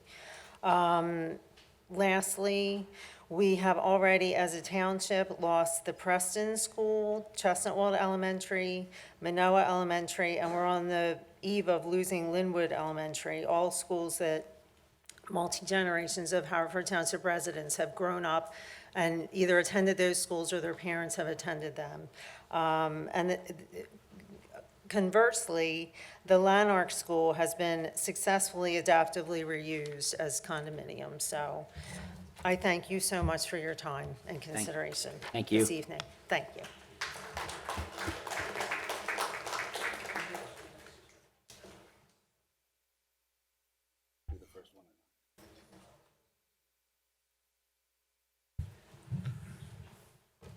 Dr. Mike Levin, 414 Mill Road in Havertown. I've been very interested in the discussion you've had tonight and the participation of the audience. They've touched on some issues that I believe we have to take into account. As a planner, I would say, first, the use of that area would be one that's consistent not only with this neighborhood now, but a neighborhood in the future. We have small homes on small plots of land in this part of the township. I have heard nothing about, or one thing about an individual who believes that we are going to violate the privacy of their neighbors. Second, there has been a strong showing for the building itself. That building itself is going to be a white elephant in the very near future, and we'll be stuck with it. Third, there are other parties besides libraries, for example, that would contribute to a facility on that site, particularly if there was an open-mindedness about the planning. What would you put on a site which has a good deal of acreage in a small community at this time, where the community is likely to grow before very long? I would put a recreational site on that, with the knowledge that the recreational site itself could be changed over a period of time. The situation at that site with a building on it would be very much like the Landillo site, which I think is still unoccupied to this date, because the community did not want to have a facility of that nature within their bounds. Third, you don't need a great deal of parking space. The parking space for a recreational facility could be confined to the side of the road closest to the site. A planner could work out several different alternatives for that. For example, a track around it, ball carts which are rehabilitated in some way, smaller ball carts. Then we have the possibility that a practice field could be placed there for the activities such as soccer, for other possibilities, including small tennis courts or something to that effect, when it could be changed periodically to fit the circumstances, and it would never be destroyed because the community has grown. Give that some thought. Also add to that the fact that the federal government may have an interest in this. How so? It was brought out earlier in the conversation that there are no recreational areas east of Darby Road. This is true. The federal government has stepped in at certain places and said you have to have a small amount of open space in a community which has 50,000 people in it. And to say that, well, you already have the rec center and its adjacent land, that is not accessible as easily as it would be if there were smaller parks such as this one within that area. Think about it. Thank you. Thank you.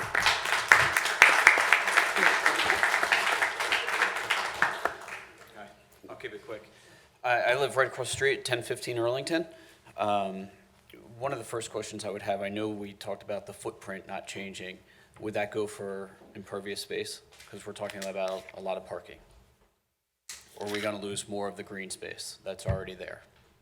There are no plans to encroach on green space, nor I don't think we would be allowed under our planning code. Okay. And then I guess my initial or final kind of thought on this is after coming to these over and over again, and appreciate you guys being open about it, the one common thing that everybody, including or in particular people who live right around the street, is the fact that we still, all we want is clarity as to what it will be on the back end. And you guys sit here and you keep listening to us, but that seems to be the one thing that we don't continue to move forward on. So my personal opinion is to keep the building. I think it's beautiful. I love looking at it every single day. But more, my fear is just strictly what will happen after the fact, because it does seem like everybody else is stating to be a little bit backwards.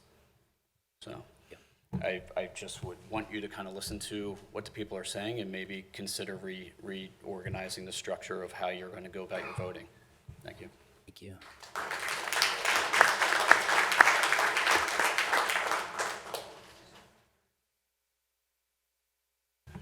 Good evening, Seth Kolashewski, 535 Sagamore Road. Just a couple of quick points. Everybody had some great points about the building. I just want to say, in terms of the building, just to reiterate what everybody else is saying or what many people are saying, I'd like to understand what the full plan is before moving forward, and I don't think that making a decision to knock the building down before that plan is in place is prudent. And just want to say that my kids, I have 3 boys. They grew up on that field next to Brookline. They played in the playground out front, and it's really great to see in Haverford Township, as they've gotten older, the turnover now, as there's now new neighbors on the block with young children that get to play in that field. And I think that should be considered as you all make the decision. Thank you. Thank you.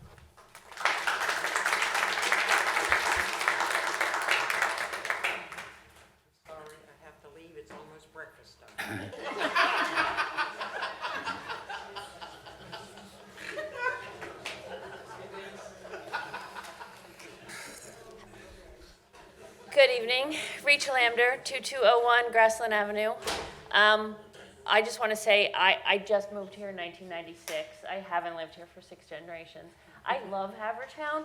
I love everything about it. But I also live 2 blocks away from the Y. It was a big change. My neighborhood was a mess about it.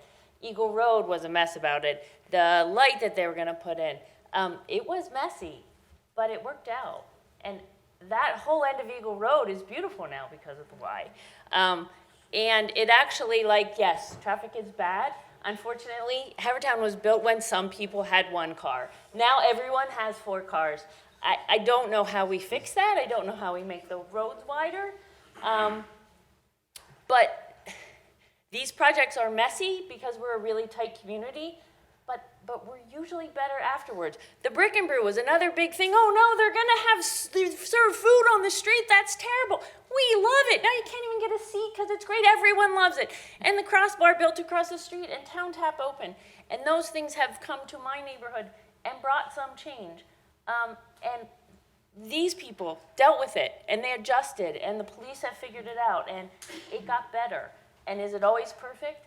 No, but it's Havertown, and we all get along, and it's a good thing to keep some of the old, but also make some change.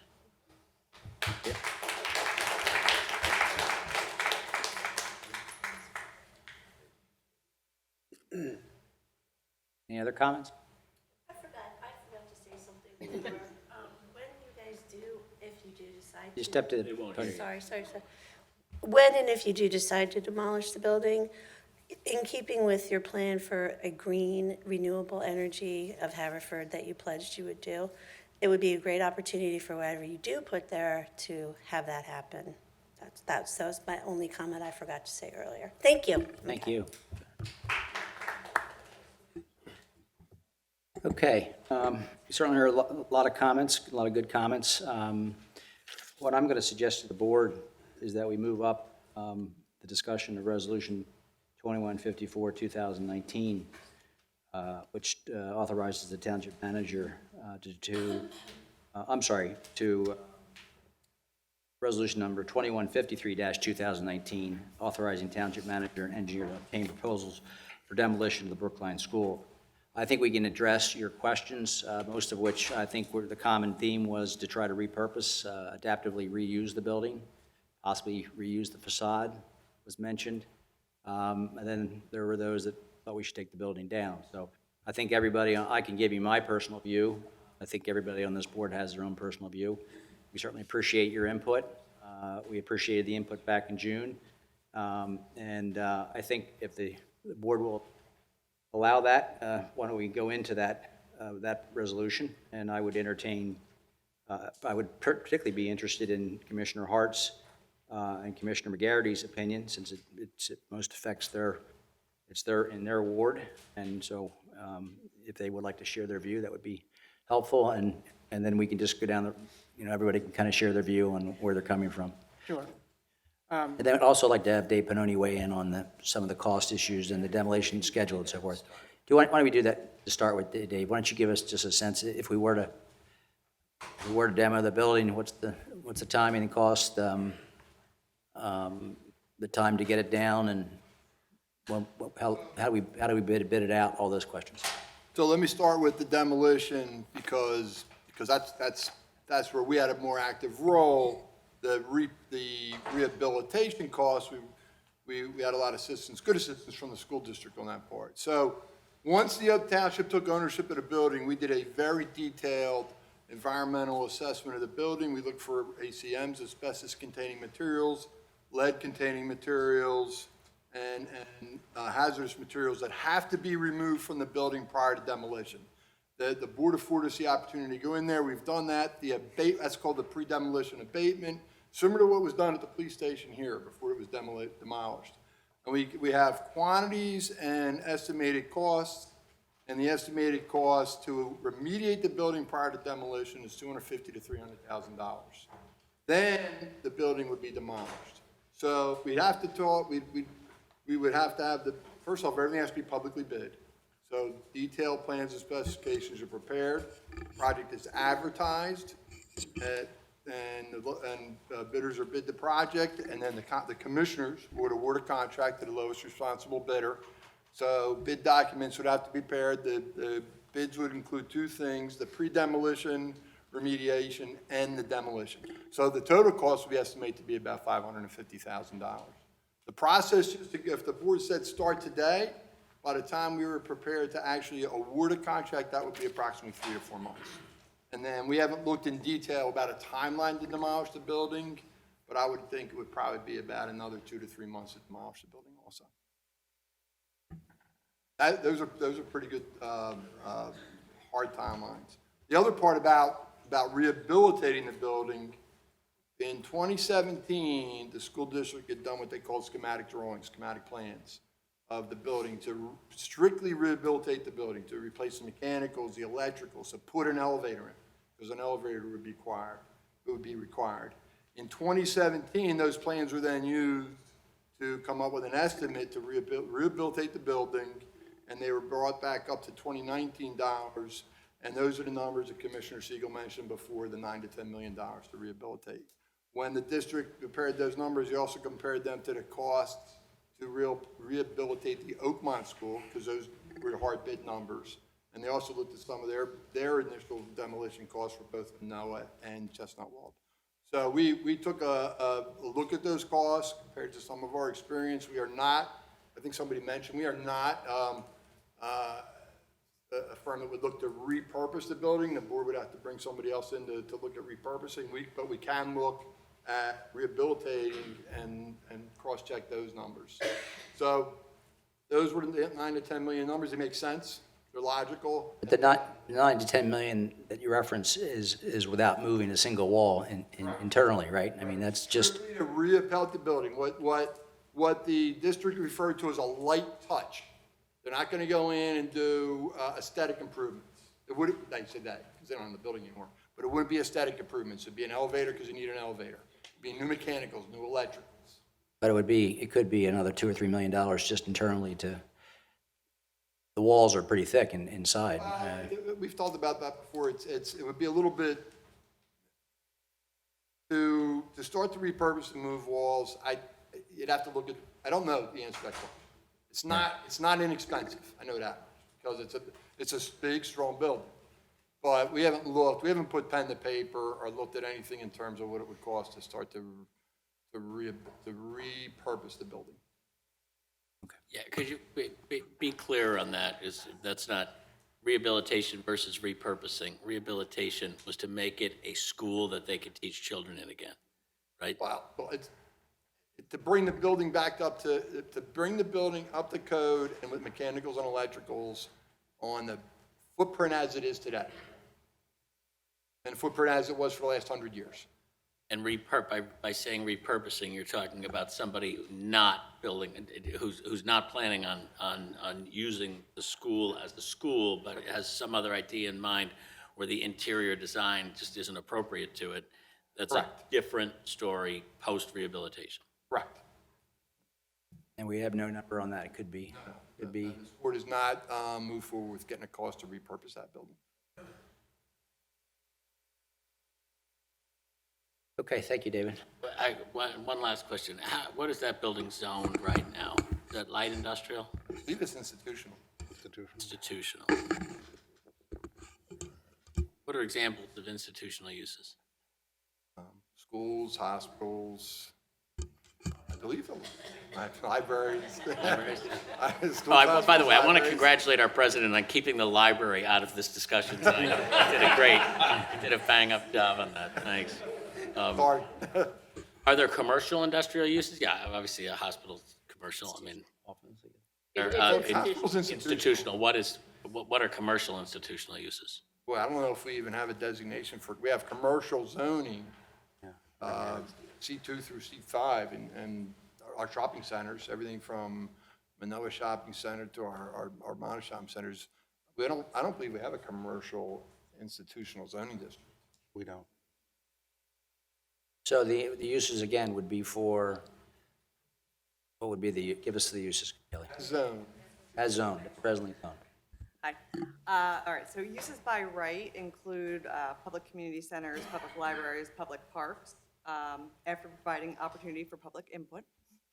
Municipal buildings, municipal public facilities, churches, chapels, convents, religious institutions. They're all uses by right. There are conditional uses which require public hearings, which include hospitals, schools, cemeteries, other government uses, and private outdoor recreational use. So we couldn't adaptively repurpose the building for use by, and lease it out for commercial office space. Not by right, no. Not by right. Yeah. Or for any other purpose. Could we use it for a senior center? I mean, a senior, we did, school district did, but. Could possibly fall under a public community center. Yeah. But that would be by right, but also with more public comment and meetings. Yeah. We also, when we obtain the property from the school district, agreed. We cannot do that. That it would, yeah, so it would have to be one of those of right issues. It could not we couldn't need any consideration. Okay, I'd opened up the discussion. I don't know whether Commissioner Hart and maybe Commissioner McGarity want to start with giving us their thoughts on this resolution. Jerry wants me to go first. Well, I'd like to comment on a lot of things that were said here tonight because some answers weren't made. And basically, one of them, they talked about the library as it presently is. And basically, one of the reasons that library as it presently is, we talk about children. Well, the children from the senior high go down. It's a feeder system to the library. They get down to the library after school. From the middle school, those children come down to the library. You're not going to see that happen if it goes to Brookline School. They're just not going to walk that far. Another reason, there's 2 bus systems that will take you to the current library, 103, 115. There's only one that will take you to Brookline School. Another reason is the children at Temple Lutheran Church come down to Brookline School every day, and there must be at least 60, 70, 80 of them that come down and play on the equipment and play there at Brookline School, and they've been doing that for years and years and years. Other things, I was very happy to hear Mr. Goldsmith state that the library was not interested in Brookline School, and I totally agree with him on that, that we should spend the money at the current library, which we've already spent a lot of money on, and let's fix that up. And I'm sure Bill and the rest of the board and I could work any situation out that we need to work out. I agree with past Commissioner Connell, who spoke, past Commissioner Ken Richardson, who spoke, who didn't speak, but whose feelings are not to build at Brookline School a library. So my basic feelings towards the library, I believe we should continue to fund the library at Darby and Mill Road, and I'm totally opposed to the library at Brookline School. Commissioner Hart? Just a few things then. As far as a decision being made, there's no decision been made. I mean, we're voting on something next week. Have I started to form an opinion? I've talked to well over 100 people, several hundred people over the last year, all of whom are helping me form an opinion. So I would, if at this point, didn't have one way, sort of leaning one way or the other, I would feel that I hadn't been doing my job. I hadn't been listening to people. I certainly agree with the green space. From the day we took the property, we said no green space is being lost. So there will always be park space there, regardless of if something else is built. It may be a bigger park than it is now, but there will at least be the same space that we have. There'll still be kids playing soccer there. We've used it for that for years and years. My kids played soccer there. My kids played baseball there, and some of them with Seth's kids. So that's kind of guaranteed. We're not paving over the whole property. I agree with the need for a senior center. I think we need to do more with childcare. But we also are on a limited budget. Right now, we're redoing our comprehensive plan. And we looked at from 1990 when we did. The comment about the library was there's inadequate parking. There's things that need to be done. 2013, we talked about we need to renovate the library. I'm totally committed to updating our library. That's going to cost a lot of money. I don't know if the library should move or not. So in that sense, it's a separate decision. I don't think we're making a decision next week on whether or not the library goes there, but we do need to make a decision on what to do with the building. I don't think we have money to renovate that building and to renovate the library at its current site. I think we only have enough to do one thing at this point. And if we're going to do, and the one thing I think we need to do is to fix the library. We've committed to this again and again, and it's time to go ahead and take a step. And again, maybe it stays at Darby Road, maybe it moves. I think we need to have more discussion of that. If we don't make a decision on demolishing the building, and if we don't have money to do something else with it now, we're having an empty building sitting there until we get money. I don't think that that's going to be a viable alternative to the neighborhood. But that's what we would be deciding to do. I don't think we have money to do two things. So there's a limited budget, and I think that our money needs to go to a renovation of the library or a new library. Whether it's at Brookline or not, I'm not sure.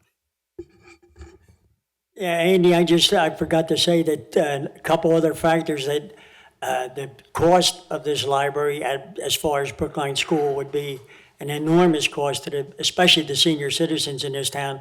I hear them all the time, and I'm sure the rest of the commissioners here hear them all the time about taxes are going up and it's getting out of control and, we have to watch our spending. So that's another reason. And the second reason, I really think that Steve D'Amelio had a good idea of talking about having a few more meetings before we vote on this so that we can have an opportunity to hear everybody, because I know there's a lot of people that probably didn't come here tonight that probably will come here. So give them an opportunity to express their opinions too. And then this way, nobody says anybody's doing anything wrong. We've heard everybody that wanted to come, that wanted to speak, and we can get that all taken care of. But I don't think we can do it voting next week. I think we're going to have to wait a couple months and have a meeting here. Any other commissioners? Thank you. I can kind of give my view.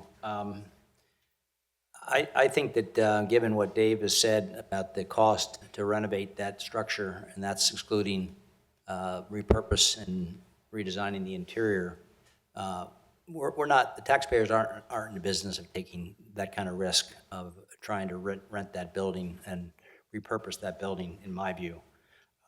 So my personal view is that it's going to be, the end result's going to be one of two things. Either a new library is going to be built there, or it's going to be open space and parks. So one of those two things. That's my view.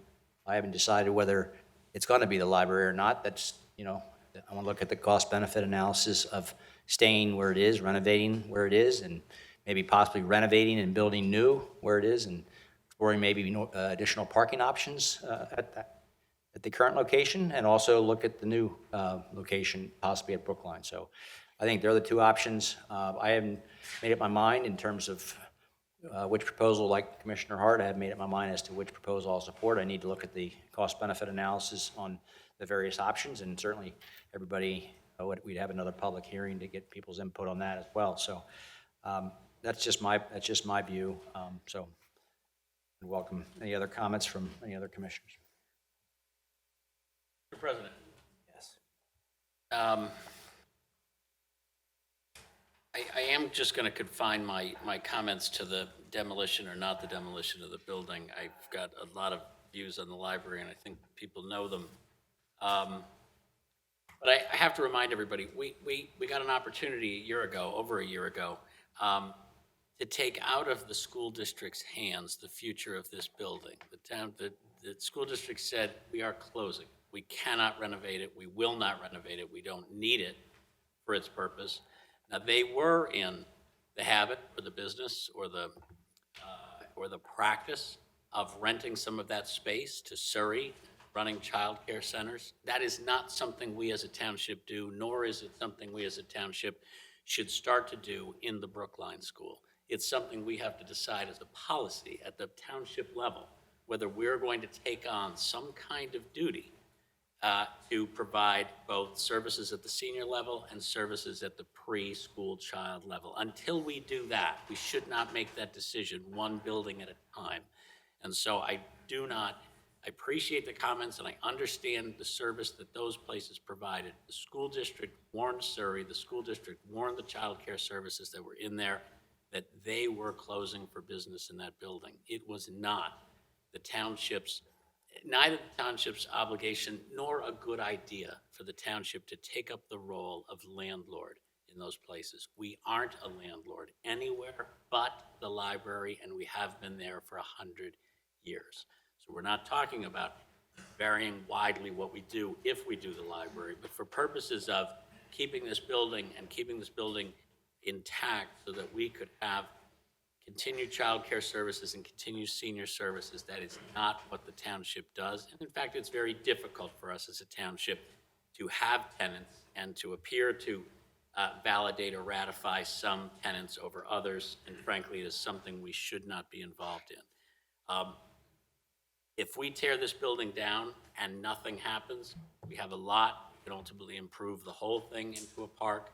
or if we come up with some other public purpose that's good for that building, we can do it. But there is no reason to leave a vacant building that is not up to code and that invites vandalism, invites squatting. It could be damaged in a storm, and we've had now, in my 14 years on the board, 5 storms of the century. If we have another storm like we had last March, when 87 trees fell in the township, and it smashes the school, we'll be in the position of fixing a building we don't want. So I don't need a week more.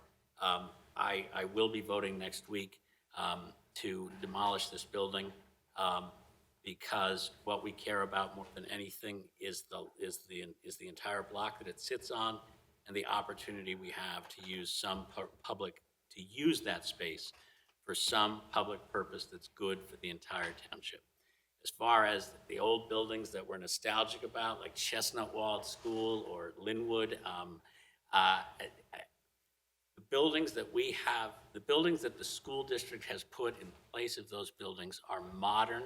They are better education environments for people. These things aren't built just because somebody wakes up in the morning and says, I think I want a yellow school on Lorraine Street. These are built based upon decades of research of what's the best way to have inflow and outflow from schools, what's the best school size, what are the up-to-date cafeteria facilities. Modern isn't just good because it's modern. Modern is good because it's modern, because it can handle more information and it can handle worse weather and it's more durable, will last longer, and it has fewer dangerous things in the building materials. So, I mean, modern is almost always better. And if you're going to say we're not going to modernize or we're going to keep something that's a cherished relic, well, let's make sure it's a cherished relic. I haven't heard in a year from our historical commission how important Brookline School was. It wasn't as important to be on the 1994 survey. It wasn't important when it came up again when we voted on it as a board, I don't know, 7 years ago or 6 years ago for a historical commission. And I don't say this lightly. Chestnut Walled School was rebuilt in my ward and in our neighborhoods. And to me, it was difficult, but the payoff was great. So that is my position on this. I promise folks I have listened to what people say, and I do care about people's opinions. Certainly tonight, opinion ran about, I think it's fair to say, maybe 30-1 in terms of in favor of keeping the school versus tearing it down. But at the end of the day, I answer to my constituents for the judgment that I exercise, and it's going to be my judgment that this should be demolished. Any other, no more public at this point. Commissioner, comment? Commissioner? After, we will, if you want to have another. Well, I'm just saying, we're all speaking now, but if people want to Okay. stay and talk.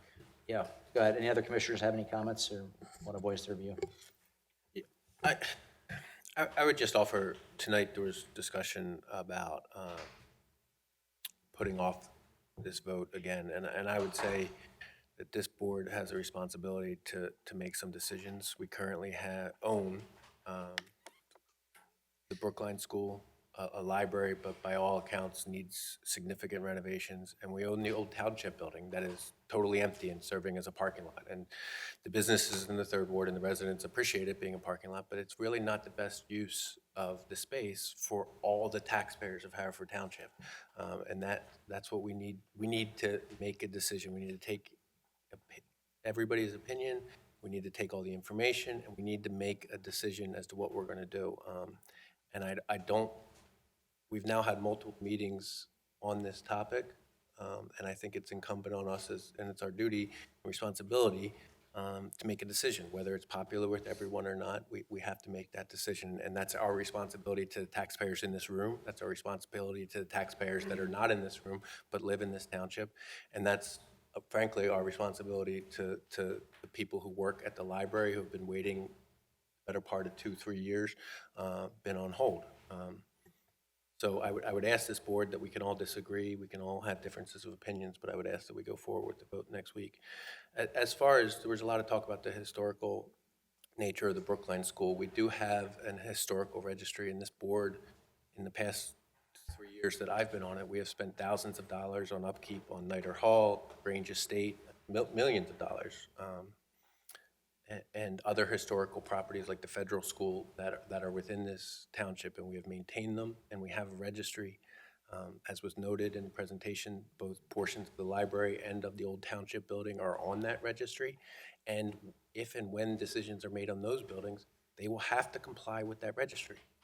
The Brookline School building was not on the registry. It was not on the registry when the school district owned it. It was not on the registry when it was transferred here. So to treat it and to go outside of the system now that we're trying to make a decision, is inconsistent with how the registry was written, what the laws regarding the registry were, and how we apply it to everyone else. We wouldn't want that to a private owner. A private owner, when you restore your historical building, you're supposed to go before the historical commission. When and if this township does something with the old township building, with the existing library building, we will have to go before the historical commission. And I, for one, will push to make sure that happens. But this building is not on the historical registry. It's just not. And to say that all the taxpayers in this township should take on the additional burden that we've already committed to additional buildings, we need to make a decision that is best for the library, best for the residents of this township, and best for all the taxpayers. Commissioner Siegel? Yeah, I just want to point out, since I've been on this board, I just went through my notes. We have had 7 meetings that addressed the library, including 3 this year relating to the Brookline School.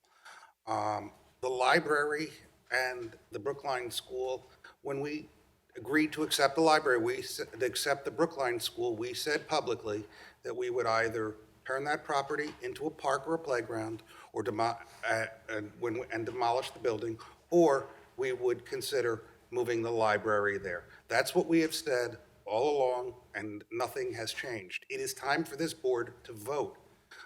We have first on demolishing and then evaluating so that the library is not left in limbo. The library is a vital resource. The Brookline School at this point is not, and when we took it, we knew that. In my ward, 64% of the residents are 46 years of age or older. The most common theme I hear is that they need an accessible library. What does that mean? Parking. So whether it is at the location on Darby Road, or at the Brookline location, or if we could have found somewhere else, we need to address that issue. That is a large number of residents, 64%. I have an elderly ward, and they don't use the library. They go to Ludington, 70 parking spots on the site, 200 across the street, and on the weekends across the street at the businesses. We have 17 spots. We have to address these issues, and we can't afford, as Commissioner Hart said, renovating both. We have to make these decisions. We've thought about this. We've researched it. There is a lot of material that we address in private because they are government issue matters that we discuss in private, real estate matters in general. We have more information. We have not sat here and made these comments or the report of the property committee pulling the information out of thin air. That has been years of work by that committee, by the township staff, by our engineers, by others that we have consulted. But there is only certain information that is public because it is a real estate matter. So you've elected us, and I want this board, whatever we decide, we need to move ahead. Any other commissioners have comments? You ready? You're going to go? Okay. I'm probably going to get overruled here, but I am of the, my thought process is more, what's the hurry? Once this building gets knocked down, I'm not going to put it back up. I understand that we need to make a decision. I'd like to hear more from the public. Is just my thought. I don't want to talk about the library because we're not supposed to be talking about that. That was clear in the beginning, so I don't want to get into my feelings of the library, but I have been to a lot of libraries around the state, and Some of the things that they're doing is unbelievable, and what it does for the community is unbelievable. So we need a strong library in this community. I support the library. Whether we decide to build at a new location, or we decide to rebuild at that location, or renovate at that location, I will support the library 100%. I do think that it is a big part of the community, so please don't get me wrong. I just don't see a hurry to knock down a building. We have three buildings that we own in this township that are sitting there waiting to be repurposed or to be for a decision of this board. This board made a decision of $599 to raise the building and to develop that area. That building still sits empty, and it probably will for a couple more months. This was the old recreational building. You're all looking at me like I have two heads. Yep, that's the one. That building could be broken into, and we could have issues with that. We could also have issues at our township building right now and the Quattrani building, which is right behind it.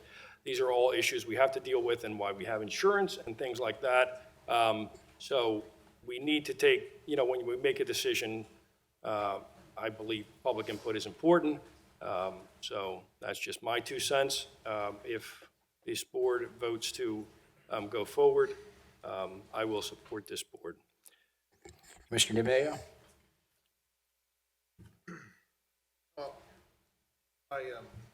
Sorry, I had to turn my mic on.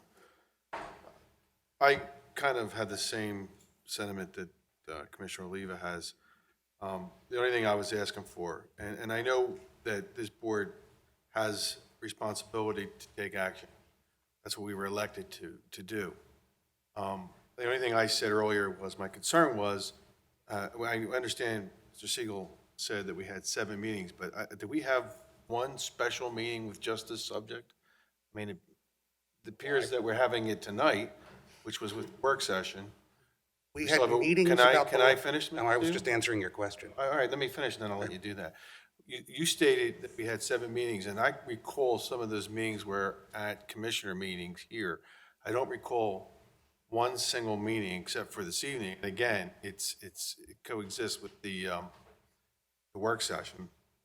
And the other thing that concerned me was that it wasn't on the agenda, and some of the residents felt that they had to learn about this meeting through social media, and that disturbed me as well.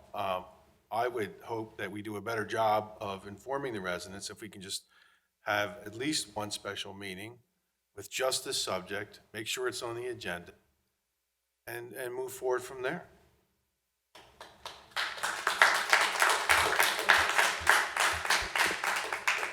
Okay, any other comments from the board? No, answer this question. Go ahead, Commissioner Siegel. 2 special meetings were held at the middle school, solely related to the issue of the library. They were meetings where we sat on the stage. We did not respond at all. I remember some of the comments, which were at times personal, quite vividly. But we had meetings relating to the library there. It was the future of the library. So there have been, and those were special meetings. And I remember, as I said, some of the comments. We're not going to go back and forth here. This is not a back and forth discussion. So that's the. I'm sorry, those meetings were when we were talking about renovating the library. Those were meetings years ago. That's not meetings to talk about the demolition of the library. We've not had a special meeting to talk about it. We can have that meeting, we can't have that meeting, whatever you'd like. I don't want to get into that, but I just wanted it to be clear what meetings took place. Well, just, that is fair. Just, we have had a 2-hour and 5-minute meeting tonight where this has been the only topic. So whether we call this a work session or whether we call this a special meeting, it's about the Brookline School. We also... We're not going to go back and forth. That's a mistake that'll be corrected, and it should have been actually scrolled on the cable access channel as well, the agenda. I just want I apologize for that. To your We point, also had a similar work session like this that Commissioner Lewis suggested that we had take. Back in June. Where there was a meeting where we ran through whatever the rest of the agenda was, but it was just like this, public comment for 2+ hours. Yeah. So whether we call them special meetings or not, they're 2 meetings that were. 2 public meetings. I mean, I'm not trying to change your opinion, but that's what happened. no, but the work session itself, okay, you say you're talking about 2 meetings. How many work sessions have we had? And what percentage of those work sessions have we allowed public comment? We never allow public comment in a work session. That's Right, we combine, That's what I'm saying. These 2 we've done it. these are effectively public meetings. These are effectively public meetings. So, Twice now. Combine it with work session. Work session, we've okay, invited this is the second time. public topic we've on, had it. public comment on this topic. How many work sessions has there been that we haven't? Most of them, I'm not sure what you're. Yeah. yeah, it's unusual. Usually, we don't a person watching on television or a person who is not one of us would think that at a work session, there is no public comment, so they wouldn't come out to the work session to discuss the issue. In a special meeting, we're posting it on the website. Right. We're We're putting encouraging it it. on television, encouraging We're people to encouraging come it. out. Okay, we're not going to go back and forth here, okay? We've had our public comment period.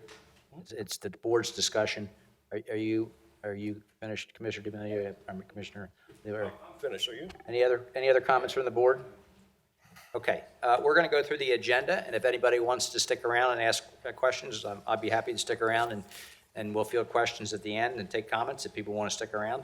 But we have a full agenda ahead of us, and we'd like to work our way through it. So, looking at the first item on the agenda is the Police Department Crime Update, Chief Viola.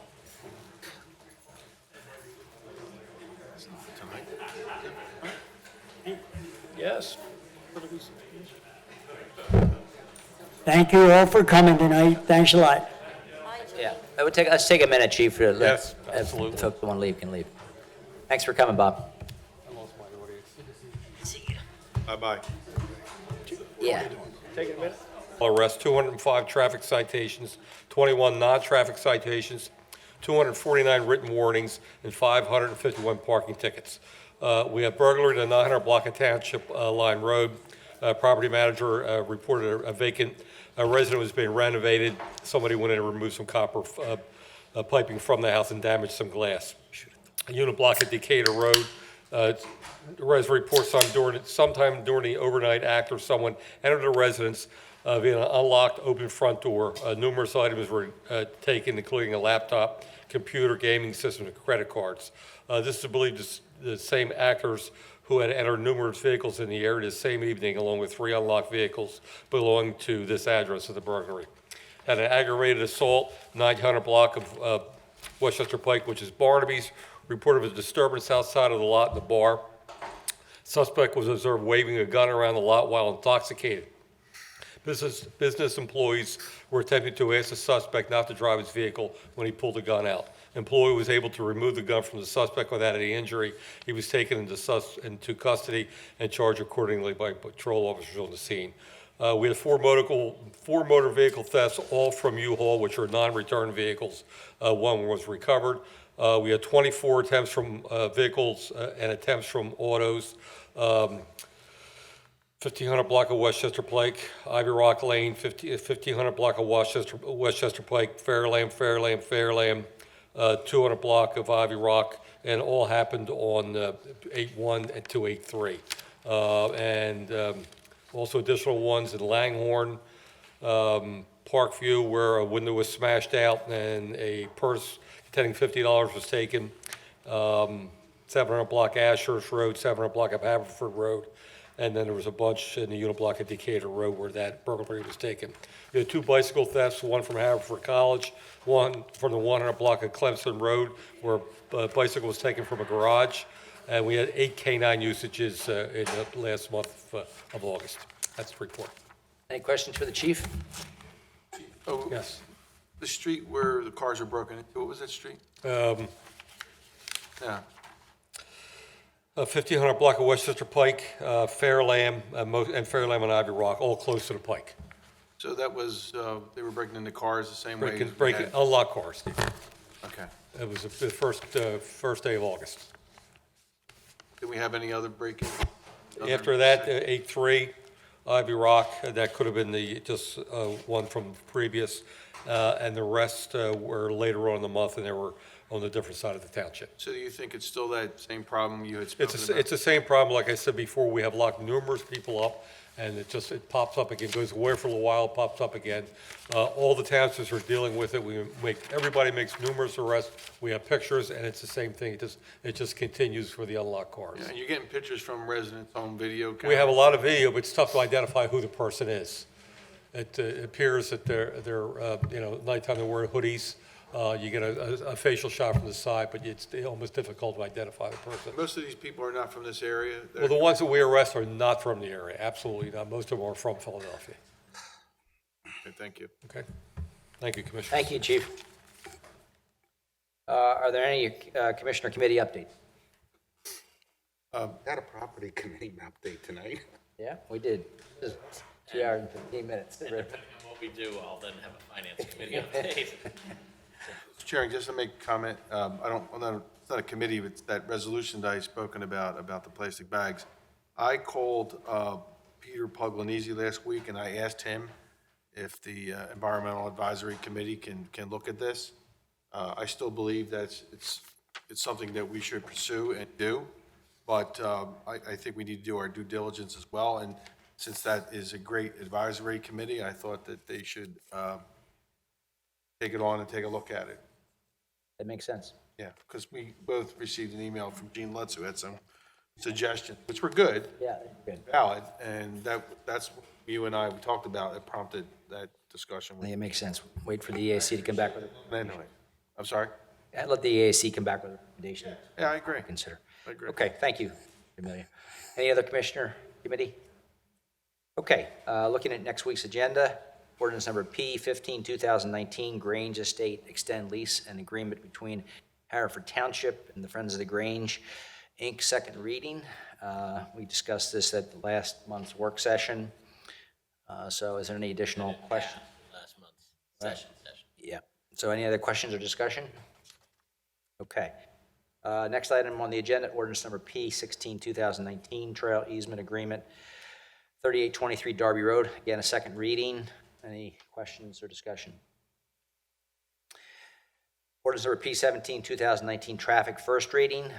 This is in the 5th Ward. This is rescinding parking of commercial vehicles on Moreland Avenue on both sides between Lee and Doe.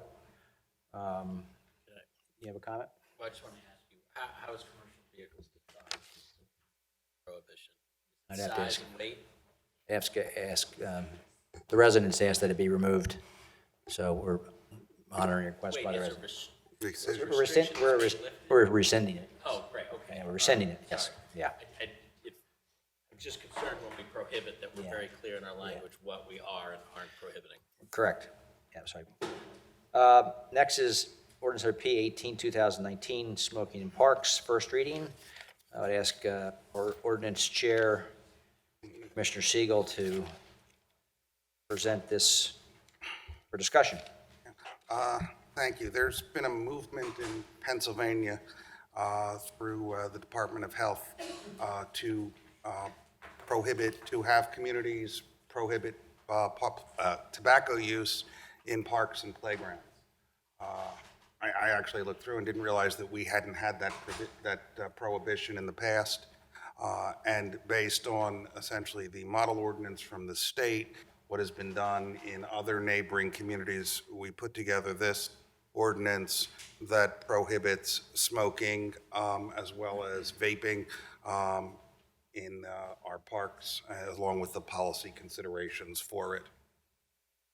Get into more detail if anyone has questions. Yeah, I have a couple, just a couple comments.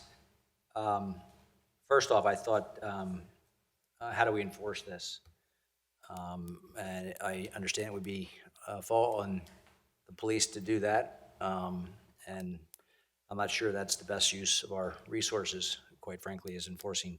In the almost 8 years that I've been a commissioner, I've never gotten a single complaint about somebody smoking in a park.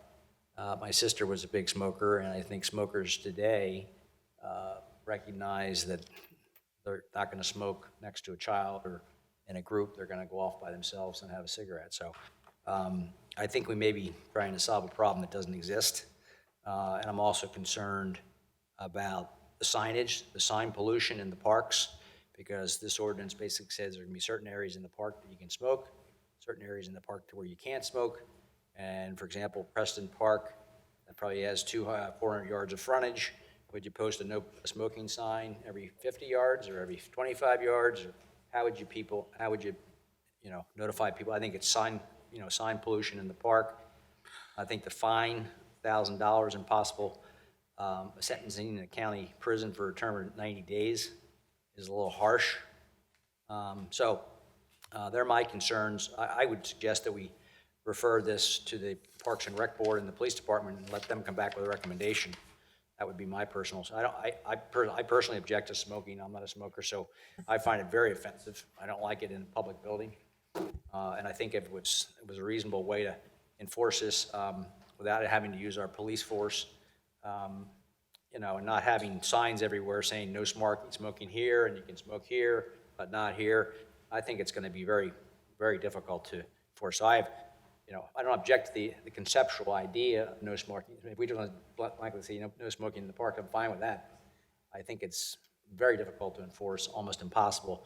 Not the best use of our resources, again, and I think the fines are a little harsh. So I would suggest, my recommendation would be refer this to Parks and Rec and let them take a look at it and come back with that board and the police department come back with a recommendation. That would be my suggestion.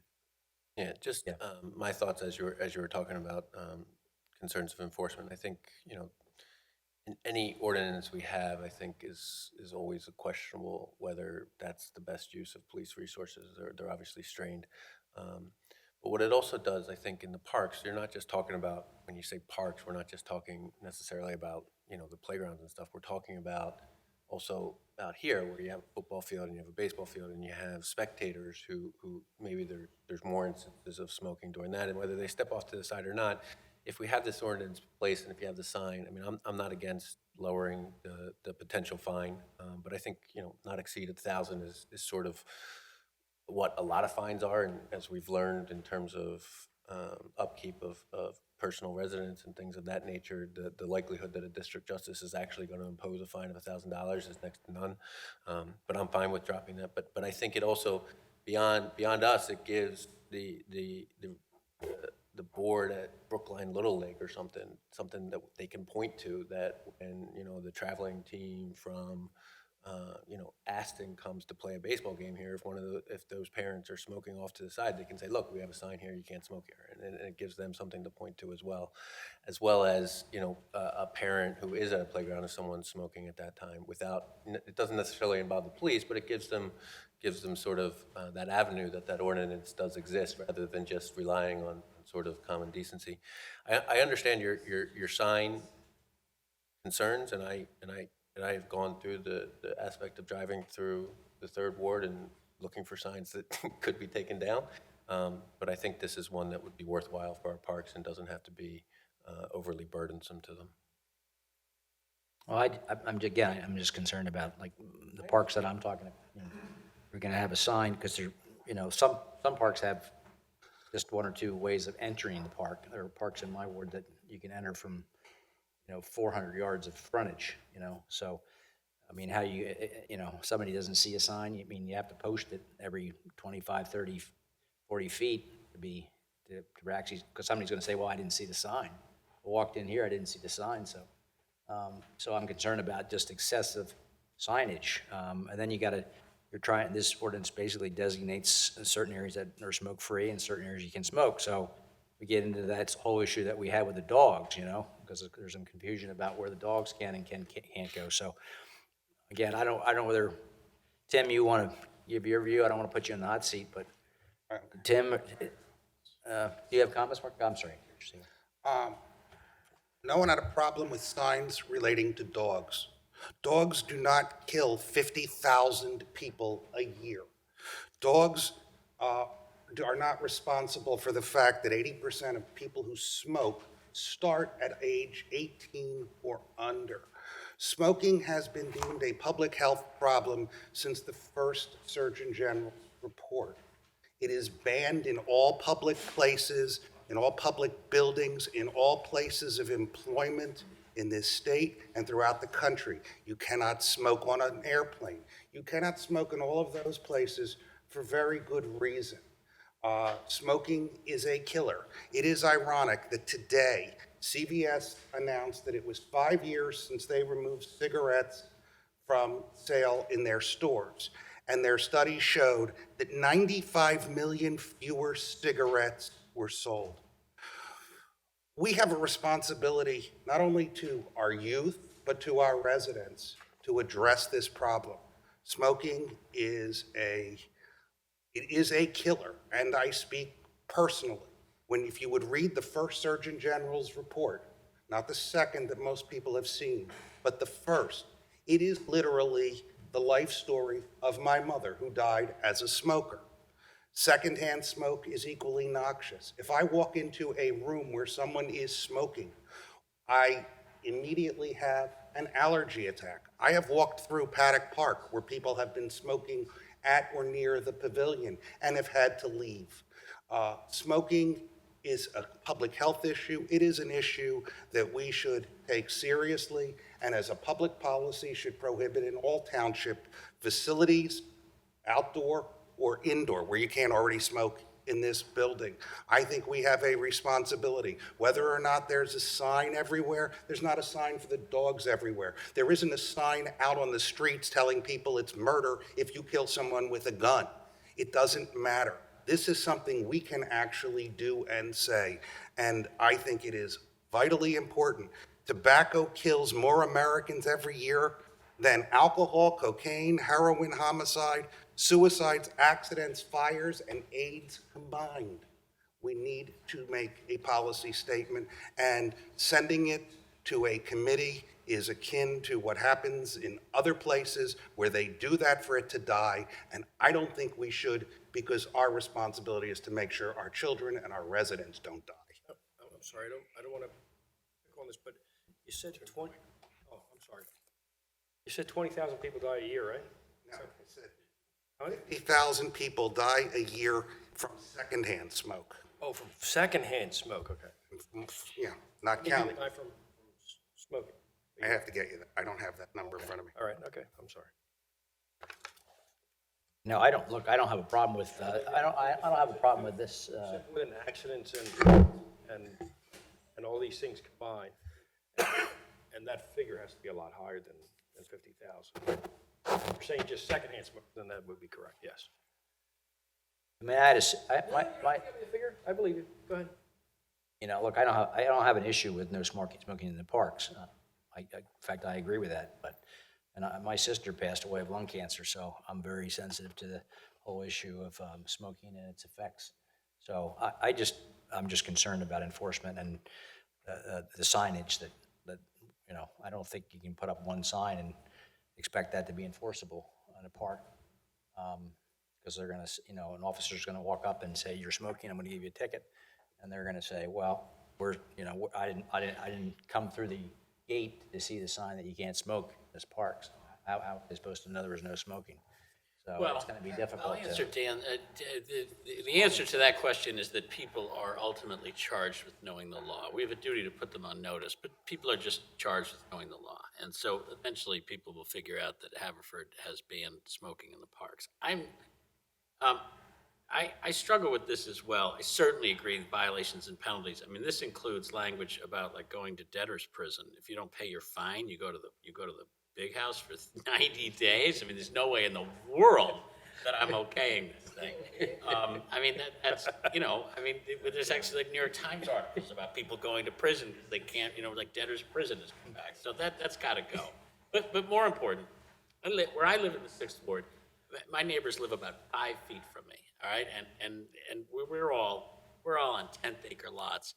I would do them a favor if I walked over to the Jess Tract and smoked a cigar over there instead of my own porch, because they'd be farther away from me and it would dissipate better than it would if I'm sitting on my porch and I have people literally 35 feet to my left and 20 feet to my right in the house that adjoins mine. So I mean, you and I share Elwell Park. I mean, that's what was it, an 8-acre, 10-acre park? That would be easy to put signs there. And I just, yeah, I just don't know if our 34 parks, which for a lot of us in this township are really kind of the only green space we have. My backyard is 15 feet by 40. And if we're gonna say now that I can't, that I can't have a smoke anywhere in the 34 parks that we have in the town. And once we start saying here but not here, and this park and not that park, we have the same problem I had with banning the dogs. I would like us to try an approach where we educate people and say, keep your cigarettes out of the stands, and keep your cigarettes off the first baseline, and keep your cigarettes out of the dugout, or your cigars, or your pipes, or whatever you're smoking. But I'm not sure if there's a lot of villainy in the suggestion that, hey, we're not responsible for smoking just because we don't outlaw it in parks. Every step we can take to stop people from smoking, and frankly, with this explosion recently and the revelation of how terrible vaping is, I considered for new business next week for us at least to discuss the issue of whether we want to amp up the penalties for anybody caught selling, vaping products to kids under the age of 18, because of what we're only now finding out about that. But I'm troubled by this ordinance, and I think it's too strong. And I agree 100%, Dan, with our obligation to make the world safer, our obligation to address this. I'd like us to try a different way than this hammer. But let's not forget common sense. The police aren't going to walk up to someone and hand them a ticket. Our police use common sense, thankfully, in this township. So if they see someone smoking, what are they going to do? They're going to go up and say, Mr. Holmes or whomever, you're not allowed to smoke. Could you put that out? And I would assume that unless you get someone who is particularly difficult, they'll comply, and that'll be the end of the incident. That's what happens a lot. They don't immediately go up to someone, give them a ticket, or if they see someone with a dog, we've been told, they don't immediately cite them. That's common sense. And I don't think, we suspend common sense by having an ordinance that gives them teeth if they happen to deal with someone who is more difficult. It's fair, and it's a fair point, and I count on the discretion of our force in situations like that. But it also empowers the militancy of the non-smokers, and I just want to see if we can take a more start with a more peaceful approach than this is currently written. Again, I'm not sure. I'm going to agonize over this. I've lost loved ones to cancer, and I know what a scourge this is. And I also watch people doing something perfectly legal, having a smoke, and they're huddled in some little squared off area out on a public street, and somebody a couple feet away in front of their own building is very happy that they're not, look at that, those smokers have to sit over there. As a bus going by and spitting out more exhaust in one 30-second trip by that building than 10,000 smokers smoking 3 cigarettes at a time could. So I just, again, I want us to look at this practically. Mr. President, can I just make one suggestion? Obviously, there's opinions, but if we could change what's going to be voted on next week so that there doesn't need to be motions to change language, if we could change this ordinance to make it $250 and take out the entire portion of the second half of that sentence that talks about the violator sentenced to 90 days. If we just eliminate that, I think that could avoid some unnecessary time waste next week. What would you suggest in terms of signage? Can we do it without the signage? Do people have an obligation, as Commissioner Holmes has said, to know the law without posting any signage? I'd prefer not to have. I think the signage issue, maybe if we could take it out and we could, my suggestion would be that could be referred to the Parks Department as to how they want to handle it, and that way each individual park can be analyzed as to the best use. But this ordinance says there's going to be smoking areas and non-smoking areas, so I think it's got to be all or nothing. I mean, I'd be inclined to say if you're gonna do it, do no smoking anywhere, not, the way I read this ordinance is that it allows for smoking in certain, No. I read it earlier, but, so it's been a while since I read it, but I thought, I read it, The the way I read it was like, Section 2. yeah. So all area, Part A says all areas of township parks and playgrounds where children are or may be present are designated tobacco-free. Yeah. Or any one of our parks where a child can't be? No, so I think if you want to eliminate the part about the sign shall be posted delineating the tobacco-free areas. Yeah. No, but A's every square inch of our parks. Yeah, no, that's the point of the ordinance. Okay, so it does affect, it's everything. Right. There's no, It's not to designate a place where you can smoke. So why don't we take that out about We the can take out, children we can and take out say the that sign, we can take out section 2B there and eliminate the sign, and then we can leave it to the Parks Department and the Parks Board to determine what signs, if any, are appropriate for each park. That's fine. No, and therefore, every single square inch of township parks and playgrounds are now prohibited from smoking, and I can get fined $250 if I step onto a park and I have a cigarette or cigar in my hand? Yes, that's the I concept can of. assure you that I'm not voting for this. I mean, I appreciate that we're reducing the thing, but I thought we were still gonna have areas of the park like we have with dogs, that it was okay for somebody to smoke. I guess you didn't read it closely enough. Well, I read it very closely, and why say all areas of township parks where children are or may be present, when you just mean all areas of township parks and playgrounds? I mean, I have to parse all the language. I mean, section 2, designated tobacco-free areas. Every single square inch of township parks and playgrounds, right? Yep. Okay, except for the adult-only sections, which we don't have, right? So, So sorry. I think you should go to Congress and the state and also ask for repeal of those in your workplace. I mean, there's no difference Well, no, my workplace is, I mean, my where there are no children typically. no, I can still smoke a cigarette in a restaurant in Pittsburgh. I mean, it's You not cannot. universal. It's not. Only, You can't smoke. only in locations that serve alcohol that serve, I believe it's 20% or less of food. Otherwise, it is prohibited in all public places and restaurants and bars. And those people, they worried about employees. We don't have employees that are working 8-hour shifts in our parks, and they're not in a confined area. Look, I doubt very much that I have the votes here to stop this ordinance, but I just want to make clear that I think we're going too far. I do not believe that we should ban smoking in every square inch of the township parks and recreation area, but I expect to be very lonely on that vote. well, might be surprised. Well, How's everybody else? Anybody else have an Andy's opinion? up here. Heavy as the head that wears the crown. I would be in favor of getting some input from the Parks Board. You would be in favor? Not because of this, Council. Yeah. I mean, and That would be the table and then, actually, to Larry's point, I mean, where would you smoke in Elwell if you weren't around children? It's not that big a park.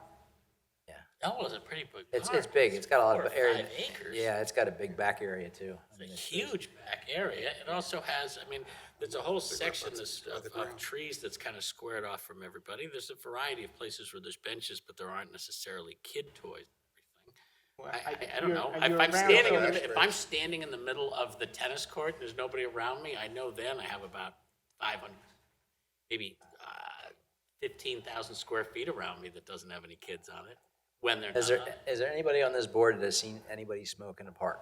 Yes.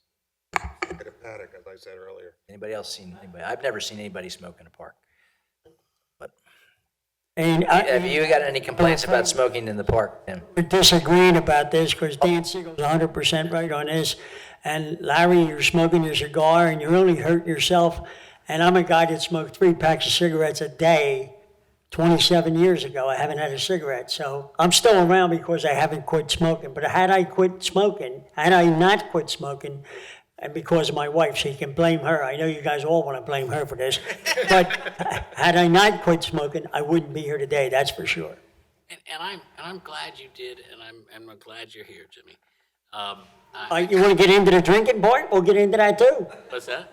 No, I haven't had one of those in about 35 years, so what am I going to do?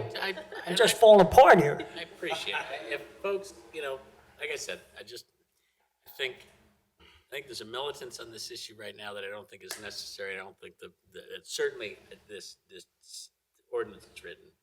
I didn't support it, but let's see what's presented next week. Does any other commissioner have any comments? Commissioner Hart was saying might consider taking it Parks Board to give some feedback. in tweaks. Versus, we did it with dogs, where they came back and said, well, these sections, you can walk a dog in these sections, you can't.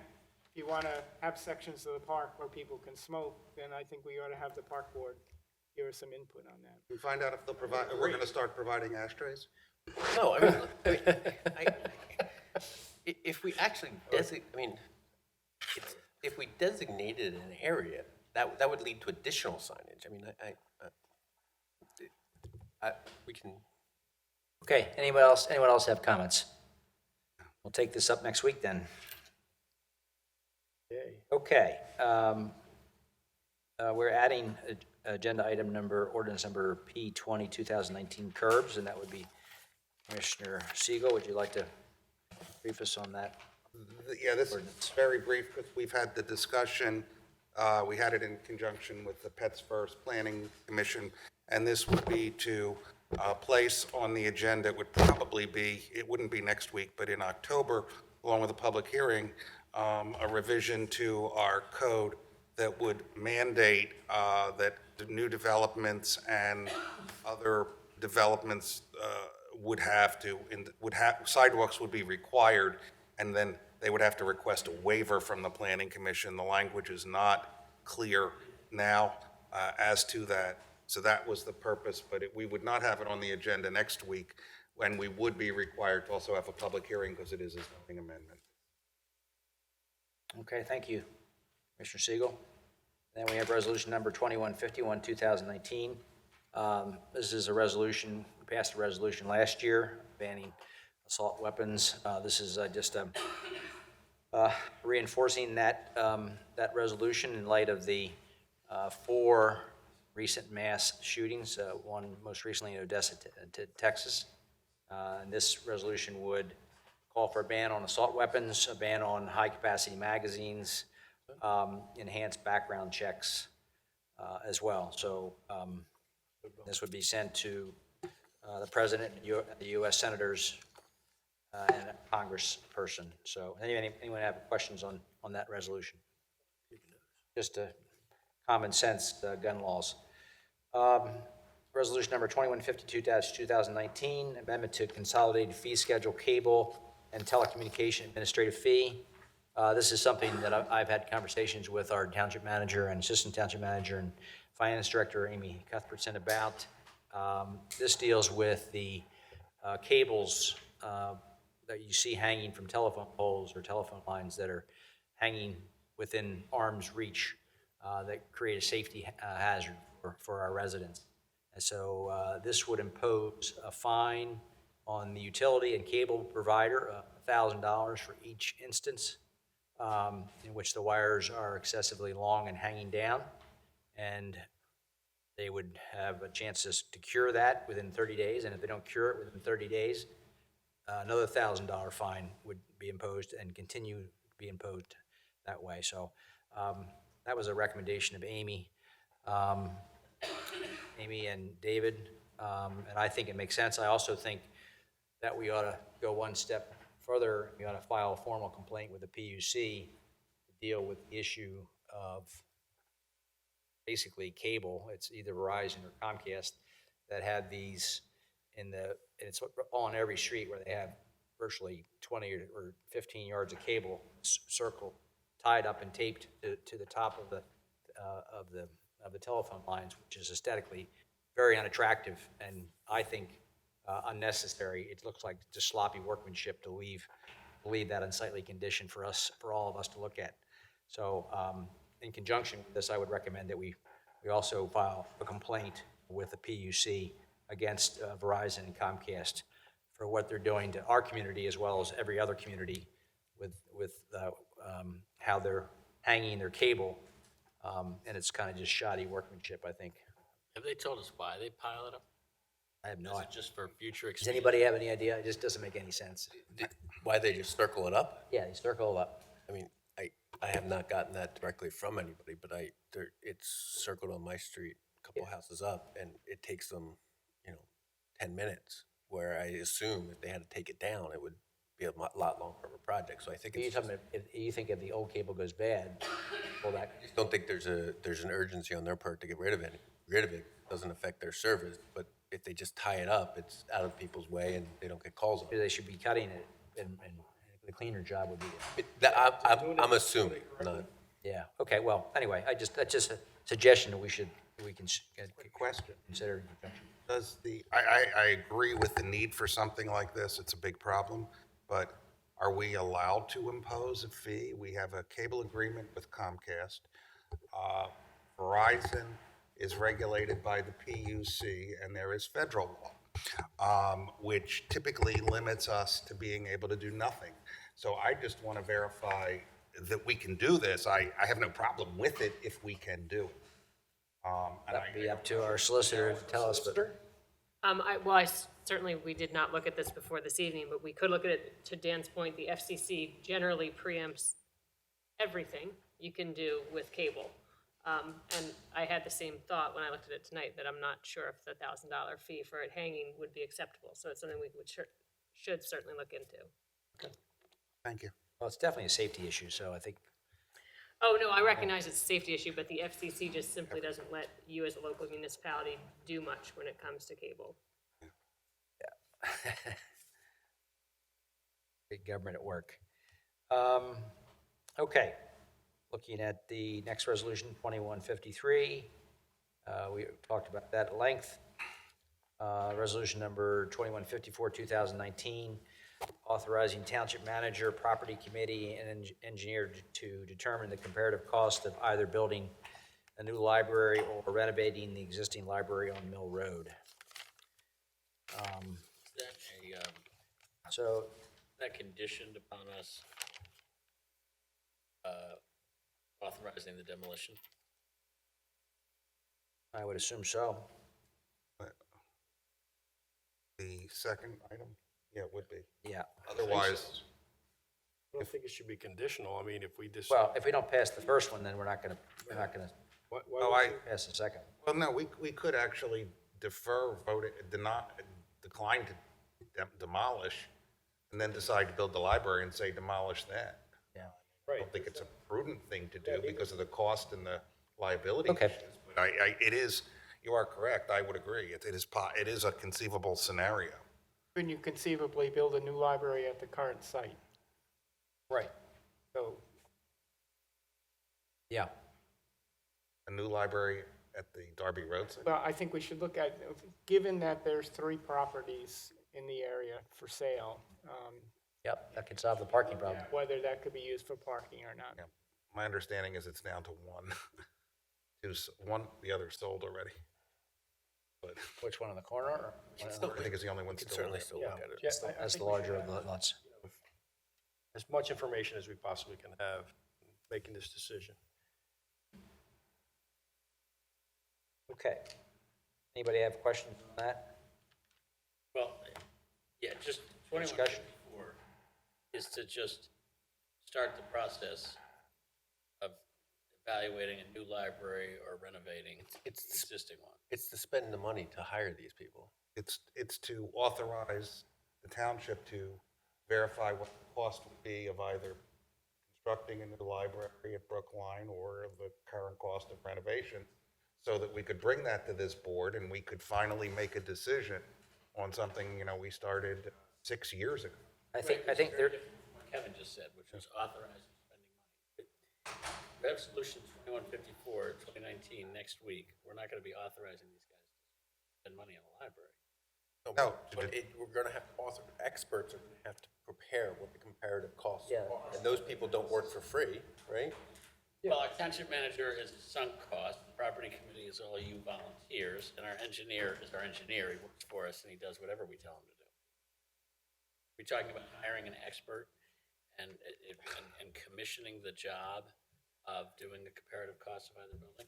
Yes, this is essentially the same resolution that we passed when we authorized moving forward with this building. just repurposed for the library, but it authorized the township manager then, and he, we did have some architectural expense, and since it was, at that time, it was under his spending threshold, he was able to get those estimates. If it was above, then you would have to bring it to the board. Since the library has done preliminary work, Mr. Pannoni has been involved, I would anticipate that coming up with the relative costs would not be a significant expense because a lot of legwork has been done. The library, as Mr. Goldsmith said, and, as you could glean through the presentation, has done work, and certainly we've spoken with Mr. Pannoni and those. So that's what we did. This is verbatim. I took it from the resolution we passed that began the process of this building. Right, but do you need more? All we resolved in this is that the Board of Commissioners, that we authorize the manager in conjunction with the property committee and the township engineer to determine the comparative costs of either building a new library or renovating the existing library, to provide such information as expeditiously as possible, and directs the property committee to take such steps necessary as to effectuate this resolution. Is this enough to spend more than the township manager's current limit of what he could spend without coming back to us as a board? No, I don't think it is, but I think given the scope of what we're talking about here, it's appropriate to pass this to give these people that we're authorizing them to get this information, to get that from experts, so that we can present it to the public. Everybody. I know, but shouldn't we just put a little more teeth in this, including hiring an expert if necessary? I have no problem with that. That's all I'm getting at. It wasn't as big. Sorry. I know Jerry said this earlier. When I'm reading this is saying building a new library or renovating the existing library on Mill Road. Are you talking about building a library at the Brookline location, building a new library at the location it's at now, or renovating the existing library? Is that what we're talking about? No, when you read all the whereases, it would be building a new library at Brookline or renovating the existing library. Yeah, I would like to see the cost of building a new library at the location and trying to acquire some property around there. So building a new library, knocking down a building that is historic.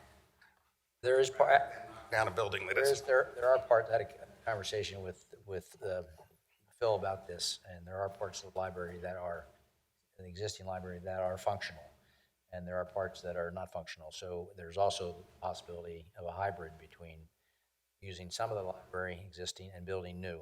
So there's really 4 options. I think that we ought to build new, all new, but possibly a hybrid at the current location, renovating, and then building new at Brookline. I mean, there are 4 options. I think we have to look at. I think it's our duty to look at any and all options.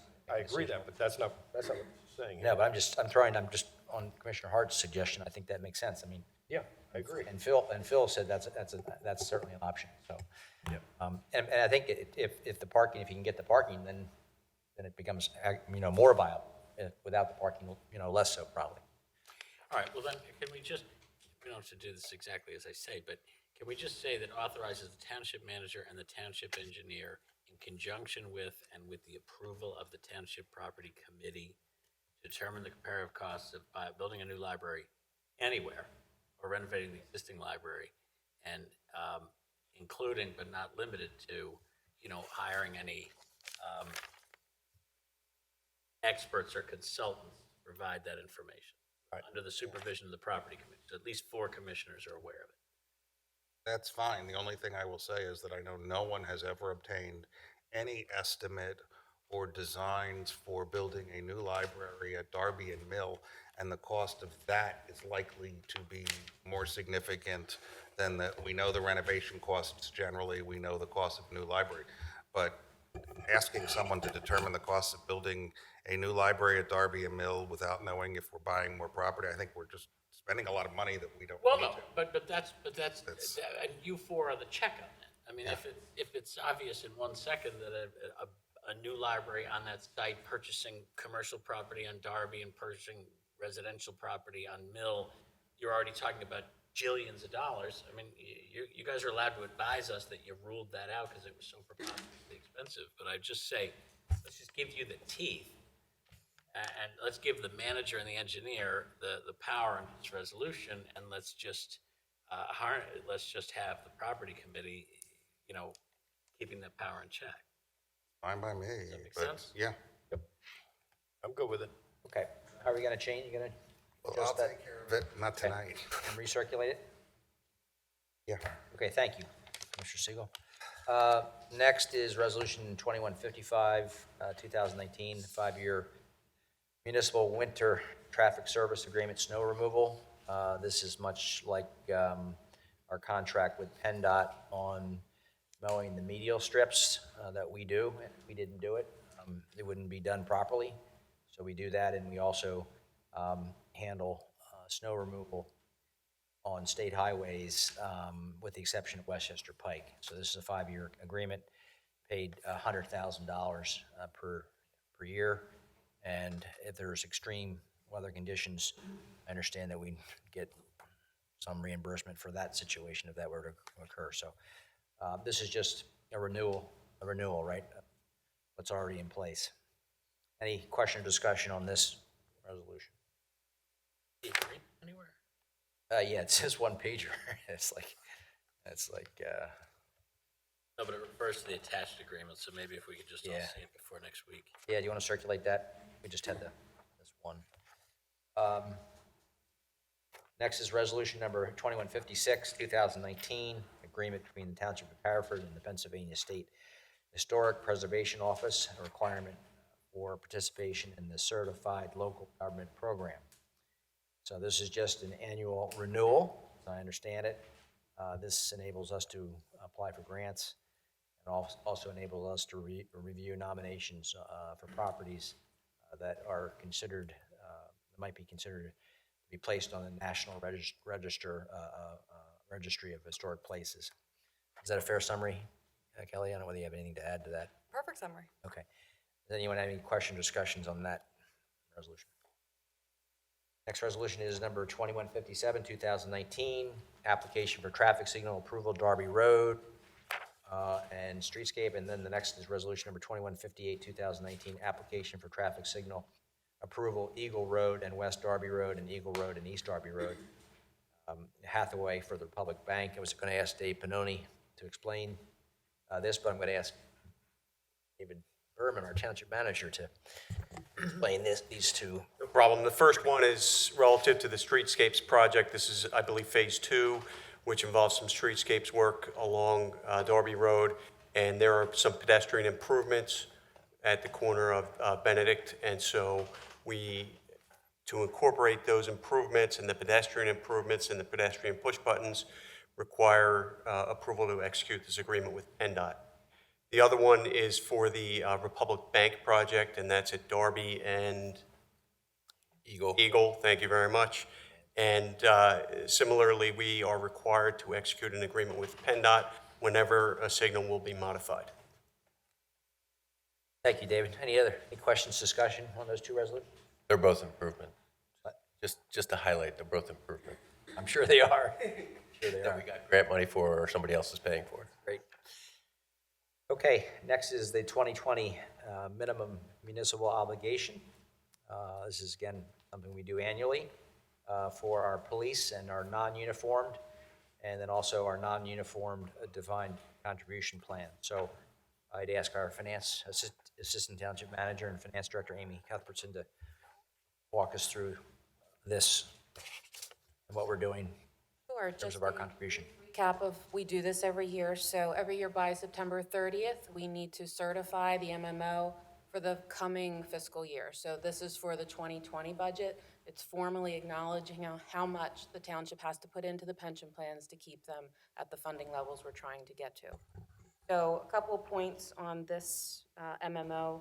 We had a new valuation done January 1st of 19. They're done every other year on the odd years. Our funding percentage did go up, so that is very good. The civilian plan is at 87%, the police plan's at 76%, and the state combines them when they're looking at our funding, and it's about a little over 80% total plan funded. So that's good. We're continuing to go in the right direction. We're continuing to get those funding levels up. The other thing with this valuation, we also took a recommendation from Moody's during our last rating valuation, and as we did a couple meetings ago, we're taking their recommendation to try and put us in the best light when it comes time to borrow the next time. They had recommended that we reduce our assumed rate of interest from 8.25 down to 8, so we were also able to do that as part of this valuation. So we were pleased that we were able to do that. The net effect for the budget next year is it's about a $230,000 increase over this year, over the 19 funding. So the MMO will increase about $230 going into next year. Now, we fund more than the MMO. That is the state's bare minimum, We but do, it's been our and- tradition that we fund more. Right, and that will continue to be our plan. When you go to certify this at the next week's meeting, you will certify the lower number. Right. That's the legal limit, the legal, minimum. But we have budgeted based on market value. It's valuing the assets on market values instead of the tactics that the state allows us to do. So we have been putting a lot more money into the pension plans for the last several budgets. And we are seeing the fruits of that with the funding levels going up. So we're going to plan to continue to do that with the 2020 budget. And with the talk of pension crises all over America, that 80% number, that sits us pretty well with our peers and statewide, isn't that correct? We're definitely getting back. There's a lot that are at 7 3/4, but at 8, we're at a happy medium, I think. But in terms of the 80% number that we have for funding. Yes. Yes, our goal, of course, is the 90 to 100, but again, we've come a long way. We continue with every valuation to increase our funding percentage, so I'm pleased with 80 as to where we've been over the past several valuations. And obviously, the rating agencies and the markets have responded positively as well as our borrowing rates continue to go down, and we're on the verge of a AAA investment rating. They do, and hopefully they'll appreciate that we took their recommendation to heart from our last rating and reduced the assumed rate of interest they recommended. Excellent. Thank you. Thank you, Amy, for that good report. Next is the release of funds, Haverford Reserve Parcel 4 improvements. This relates to the carriage home portion of the Haverford Reserve development. This is the final phase, and for sanitary sewers and stormwater basins that were constructed and are inspected by our township engineer. I assume that was the case, and with their recommendation that the balance of $276,409.13 be released to Haverford Reserve LP. So that'll be the final, I guess that will complete the carriage portion of the development. Condominium, I guess. Yeah, it's just their releasing of their bond. Yeah. Any discussion or questions about that? Okay, next week we have 2 proclamations, and that's it. Anybody else have anything to come before the board? If not, I'd open it up to the public again if anybody wants to comment on Brookline School. If you want to make a statement and state your case and try to sway some votes here, one way or the other. Thank you for answering where we're going to vote. The township, you said there's going to be a vote that the township is going to give the authority for the township manager to go out and get plans and what have you. Why would that come under the township? Would the library do that work? I thought back in when we passed the option 1 for this building, I thought, Commissioner, that you had asked to set aside $7 million for the library to put towards a new building or a renovated building, an additional $500,000 to match a grant. And that's it. That's all we were going to give them, what have you. But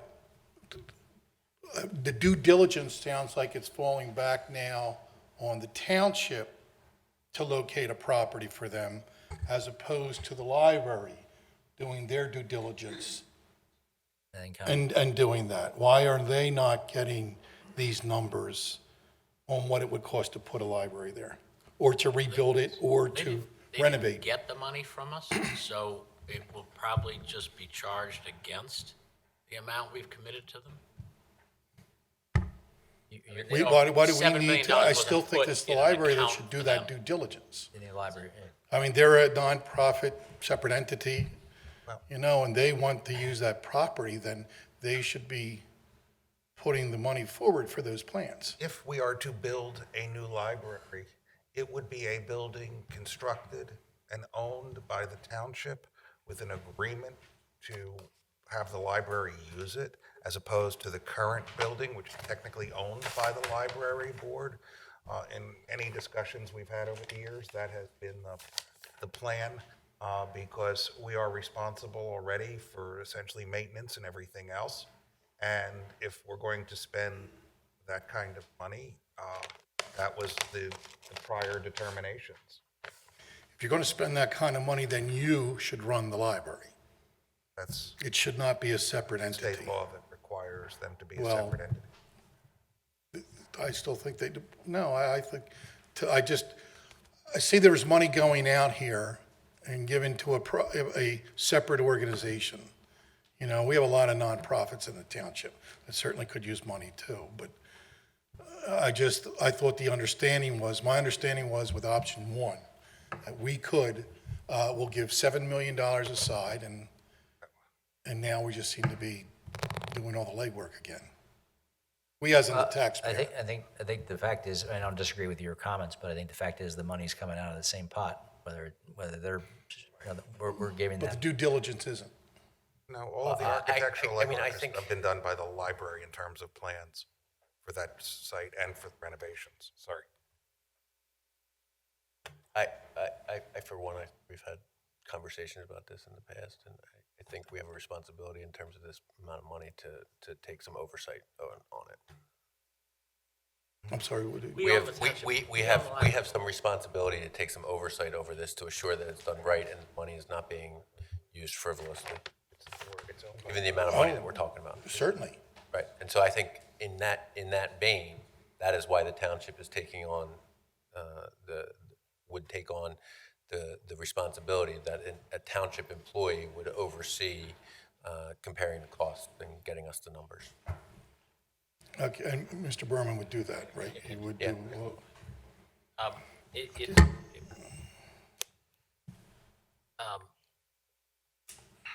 just want to make sure, because you said tonight not to talk about the library because it wasn't in the presentation. I'm not good at And following now directions. it's coming through and saying, No, but we are going to vote on I moving the appreciate your library question. forward.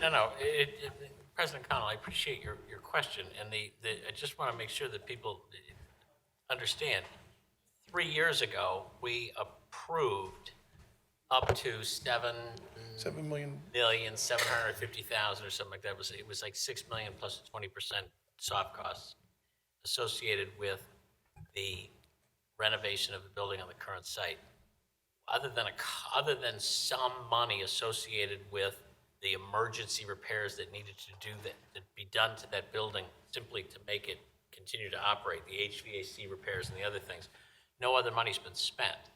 So, and even then, we left it that we would have to come back as a board and approve every major expenditure associated with whatever work we did in the library. We just never did that work because we did this building first and put that off until all of this was complete. And in the interim, the Brookline School opportunity became available to everybody, which was then an opportunity that we had a duty to investigate.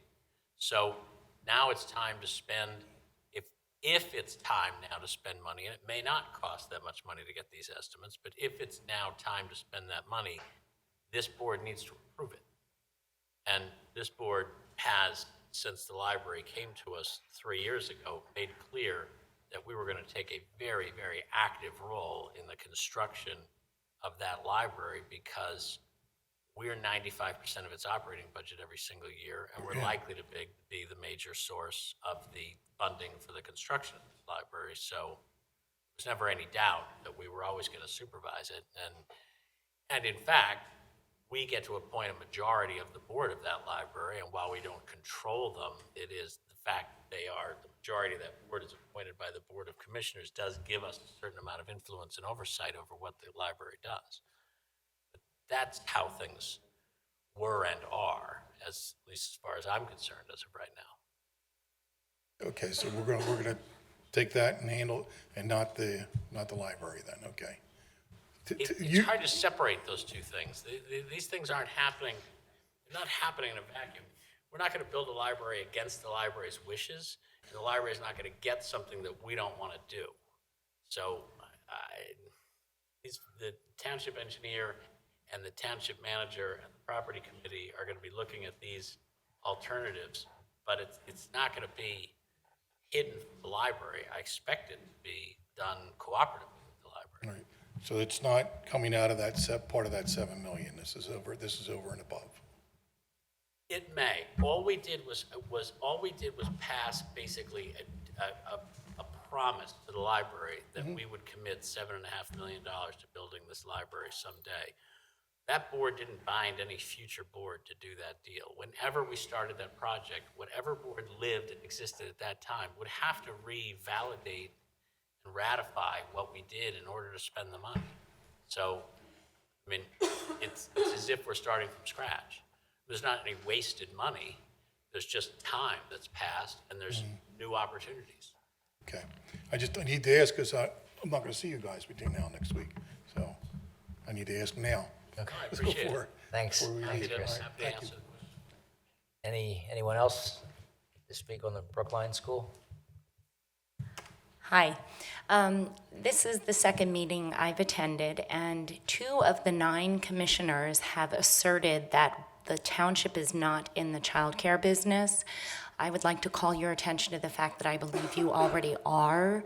There's a program called Little Explorers. It's at the CREC, and if you go on your website, you'll see it's a preschool program for ages 3 to 5 from 9 to 12 every day, Monday through Friday, and you can buy an extended package from 12 to 2:30.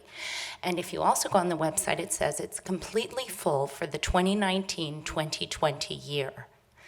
So, my question to you is again, what are the needs of this community? Before you decide that you have to tear down this building because it's an excessive cost, or because you think that it's just not worth restoring because people are sentimental about it, what are the needs of the community? Do we need programs that are preschool, which we obviously do sponsor, and I think you shouldn't suggest we don't?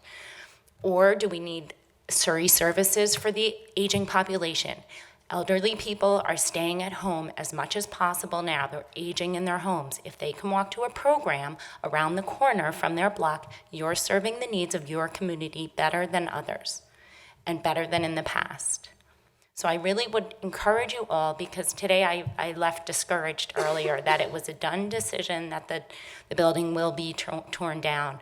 But I encourage you to look at what are the needs of the community? What are we actually able to do? And think outside of the box. There are purposes for that building besides a library. Go for a community center. I believe that was an approved institutional use that was mentioned over here. And you're doing things at the CREC. You rent it out. You already rent it out for bar mitzvahs, for bat mitzvahs, for any sort. My parents celebrated their 80th birthdays there.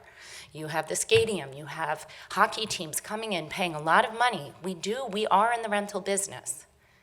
And maybe it's time to think how we can use that building, repurpose it in a positive way for the community. And I don't think that the constituents will be opposed to that if they have a benefit from it. Thank you. Thank you. Anyone else like to? Okay. Well, thank you all very much. Anybody else have any business? We stand adjourned. Thank you.